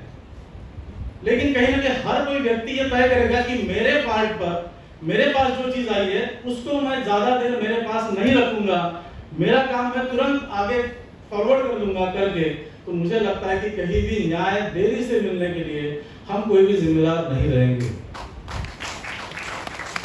और क्या इसीलिए न्याय यदि जल्दी मिलना है तो मैं केवल आत्मावलोकन की जहां बात होती है, मैं केवल हम सब लोगों को एक सवाल पूछता हूं, मुझे पता नहीं मैं ये सवाल पूछने के योग्य हूं कि नहीं हूं, लेकिन हम सब लोग आदर्श जी की बात को फॉरवर्ड करते हुए मैं बात पूछता हूं कि जिस दिन मैंने वकालत शुरू की होगी उस दिन सबसे पहला केस मेरे पास कौन सा आया था? उस दिन से लेके आज तक 15 साल, 20 साल, 10 साल मुझे यदि हो गए तो आज तक मेरे पास कितने केसेस आए हैं इसका डाटा हम सब लोग रखते हैं। कौन से केसेस कितने साल चले, कितने सालों में 50 केस मेरे पास आए, उसमें से कितने केसेस को मैंने ओके कर दिया, उसका निर्णय जस्टिस मिल गया हमको, कितने केसेस ऐसे कि जो पेंडिंग है, जो अभी भी चल रहे हैं, और हमको क्या लगता है कि कौन सा केस और कितने साल मेरे पास जो है वो कितने साल चलना चाहिए। तो मेरे पास जो केसेस की डायरी है उसका आत्मावलोकन, आत्मचिंतन जरूर होना चाहिए कि जिस क्लाइंट का केस मेरे जेब में है उस क्लाइंट को आखिर उसका न्याय दिलाने के लिए कितना और समय लगेगा, जो शायद मेरे कारण भी लग सकता है। और क्या इसीलिए ऐसे केसेस के बारे में हम कोई क्लासिफिकेशन थोड़ा कर सकते हैं क्या? अब बहुत बार ये सवाल मन में आता है कि बहुत बार लोग बोलते भी कि एक केस आया है तो जरा 5-10 साल चलाओ थोड़ा सा, मजाक से लोग बोलते हैं ये बात, लेकिन क्या सही में आज ये स्थिति है क्या? तो आज मुझे लगता है कि उससे ज्यादा अलग स्थिति है। जैसे उदाहरण के लिए हमारे आज पूरे कोर्ट्स में कितने केसेस चल रहे हैं, तो लगभग 4.5 करोड़ अंदाजन इतने केसेस पूरे कोर्ट्स में चल रहे हैं। देश की जनता कितनी, जनसंख्या कितनी है? तो 135 करोड़ की लगभग जनसंख्या है। अब आप मान के चलिए कि उनमें से 4.5 करोड़ केसेस हमारे कोर्ट्स में हैं, जनसंख्या कितनी है? 135 करोड़। उसमें से भी हमने 70 करोड़ यदि हम मान के चलते हैं कि बुजुर्ग है, बच्चे जिनके झगड़े नहीं हो रहे हैं, जो भी है वो हम माइनस करके चलते हैं, लेकिन 50 करोड़ जनता ऐसी होगी जिनके कहीं ना कहीं आपस में कुछ ना कुछ झगड़ा हो रहा है, कुछ ना कुछ कंफ्लिक्ट आ रहा है, लेकिन फिर भी कोर्ट में 50 करोड़ केसेस नहीं है। इसका मतलब क्या है? क्या झगड़े हो नहीं रहे हैं, अन्याय किसी पर हो नहीं रहा है, इसका मतलब क्या है? तो ध्यान में आता है कि ऐसे बहुत सारे लोग हैं कि जो शायद कोर्ट की तरफ देखना भी नहीं पसंद करते कि नहीं यहाँ पर जाएंगे तो हम क्या होगा हमारा। कुछ लोग ये सोचते हैं कि नहीं ये पायदान तो हमारे लिए है ही नहीं, ये कोर्ट शायद हमारे लिए है नहीं, ऐसी सोच लोगों ने धारणा बना दी है। कुछ लोग ऐसे कि अपने जीवन मूल्यों के आधार पर ही अपने निपटारा कर लेते हैं। कई गांव ऐसे हैं, अरुणाचल जैसे कई शहर है कि जहां पर एक बांबू के बेस पर लोग अपने गांव का निपटारा कर देते हैं, वहां पुलिस स्टेशन भी नहीं है। ऐसी भी की जनता हो सकती है, लेकिन कई जनता ऐसी होगी कि जो शायद अन्याय को सहन कर रही है, उनके पास न्याय दिलाने के लिए कोई भी अभी तक नहीं पहुंच पाया है। और इसलिए रिद्धिमा जी ने जो न्याय केंद्र की बात बोली, तो अंतिम व्यक्ति को न्याय दिलाने के लिए उसके पायदान पर जाना पड़ेगा। उसको तुमको न्याय चाहिए ना, हम आप तुम्हारे साथ है, हम आपको न्याय दिला सकते हैं, क्या समस्या है बताओ। उसके पायदान तक जाना पड़ेगा, उसको विश्वास दिलाना पड़ेगा कि कोर्ट और न्यायालय तुम्हारे लिए भी है, तुम आओ सामने आओ, हम तुम्हारे केसेस लेंगे। मैं अधिवक्ता भाई बहनों को जो यंग लॉयर्स है उनको मैं विशेष रूप से कहना चाहूंगा कि आपके पास कोई केस आता है तो समाज में एक आदर्श निर्माण करना चाहिए। मेरे पास कोई केस आता है तो मैं प्रामाणिकता से 2 साल 3 साल तक उसको समाप्त करने का प्रयास करूंगा। हर कोई केस फास्ट ट्रैक में नहीं जाएगा, लेकिन प्रामाणिकता से मेरा प्रयास हो सकता है क्या कि 2 3 4 साल में मैं उस केसेस को खत्म करूंगा। अब मन में सवाल आता है कि मैं इतना जल्दी केस कर दूंगा तो मेरे पास कैसे केसेस आएंगी। तो मैं आज कह रहा हूं कि हमारे पास केसेस आ सकते हैं। हमारे जेब में आज बहुत सैचुरेशन हो गया है, 20 केस किसके जेब में, 20 केस किस जेब में है। एक्चुअल हमारी जेब खाली नहीं है नए केसेस लेने के लिए या नए केसेस पर तैयारी करने के लिए भी हमारे पास आज समय नहीं है। तो मुझे लगता है कि इस पर भी हमको प्रामाणिकता से कार्य करते हुए आगे बढ़ना पड़ेगा और कहीं ना कहीं अंतिम व्यक्ति को यह विश्वास दिलाना पड़ेगा कि न्याय व्यवस्था तुम्हारे लिए भी है, इस पर आगे आना चाहिए। जुडिशियल रिफॉर्म्स की बात आई तो व्यवस्था परिवर्तन की बात हम सब लोग मिलकर कर रहे हैं। निश्चित रूप से 1 लाख के ऊपर एक जज आज की डेट में, मतलब 10 साल पहले जब हम बोलते थे उस समय की बात है कि 1 लाख के ऊपर एक जज, तो जजेस की संख्या भी बहुत कम है। आज एक केसेस को निर्णय देना है तो हम सब लोग जानते हैं कि जजेस को भी कितनी परेशानी होती है, कितने चीजों को उनको डील करना पड़ता है, कितना पढ़ना पड़ता है। तो वो जो वर्क लोड है उसको भी कहीं यदि खाली करना है तो कहीं ना कहीं जजेस की संख्या बढ़ना या कोर्ट रूम की संख्या बढ़ना, बेंचेस की संख्या बढ़ना, यह भी एक आवश्यक स्थिति हो चुकी है।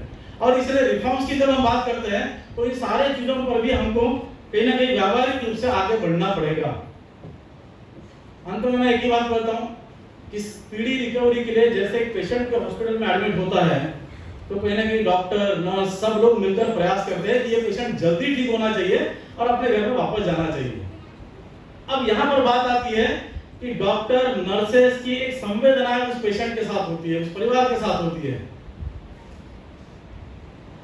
मैं ये नहीं कह रहा हूं कोई भी ये पहले से मत निकालिए, लेकिन मेरा कहना है कि हमारे पास जो भी क्लाइंट आ रहा है उसको भी उस संवेदनशीलता के साथ हमने उस केस को डील करने का प्रयास करना चाहिए। अभी मध्य प्रदेश के अधिवेशन में मैं था, वहां पर ऐसी स्पीडी जस्टिस के बारे में जब बात चल रही थी तो सामने एक बहन जी बैठी थी, यहाँ से भाषण कर रहे थे और वो बहन जी रो रही थी।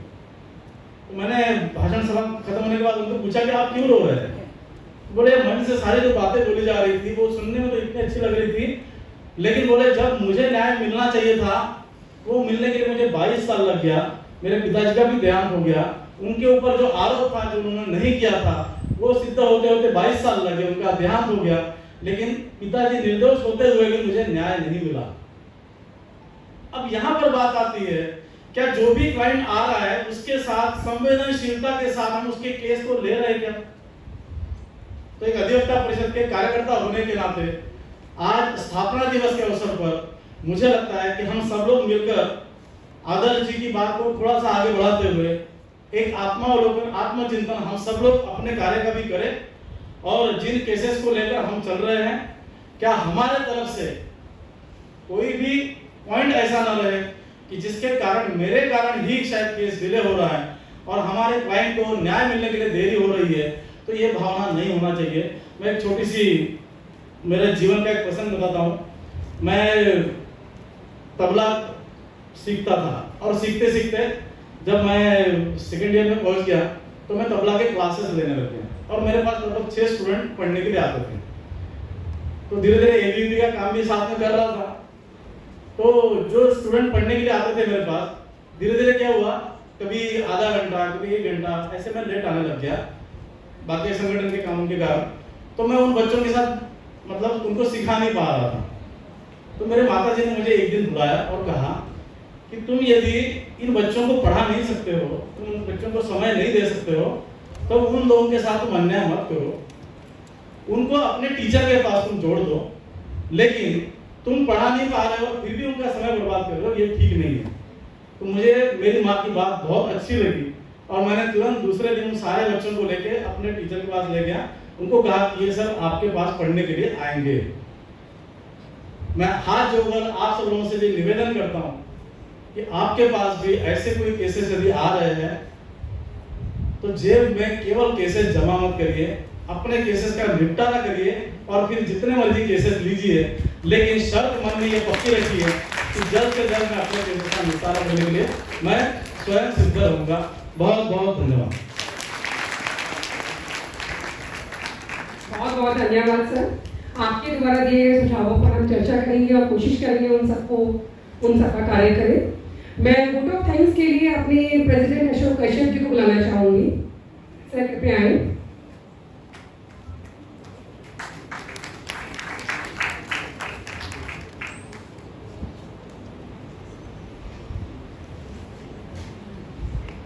सभी को नमस्कार।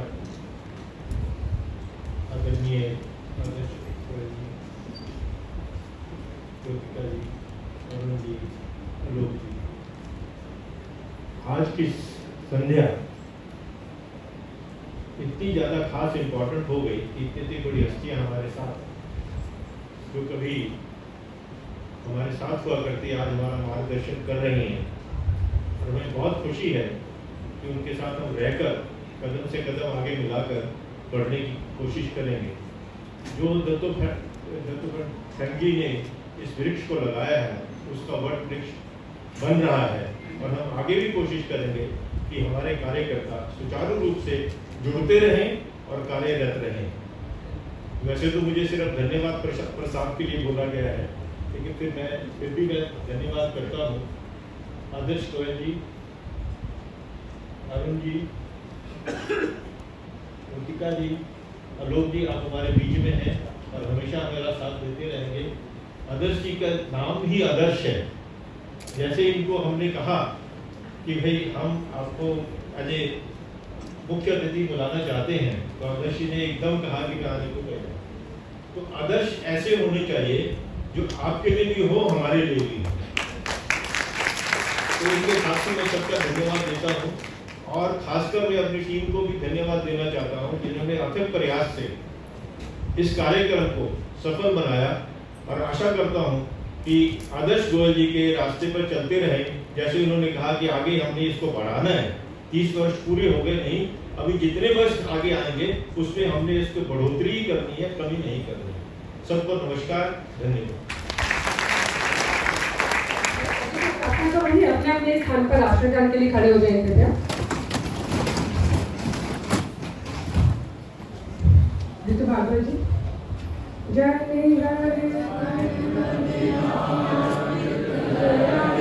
भारत भाग्य विधाता, पंजाब सिंध गुजरात मराठा द्राविड़ उत्कल बंगा, विंध्य हिमाचल यमुना गंगा, उच्छल जलधि तरंगा, अब शुभ नामे जागे, अब शुभ आशीष मांगे।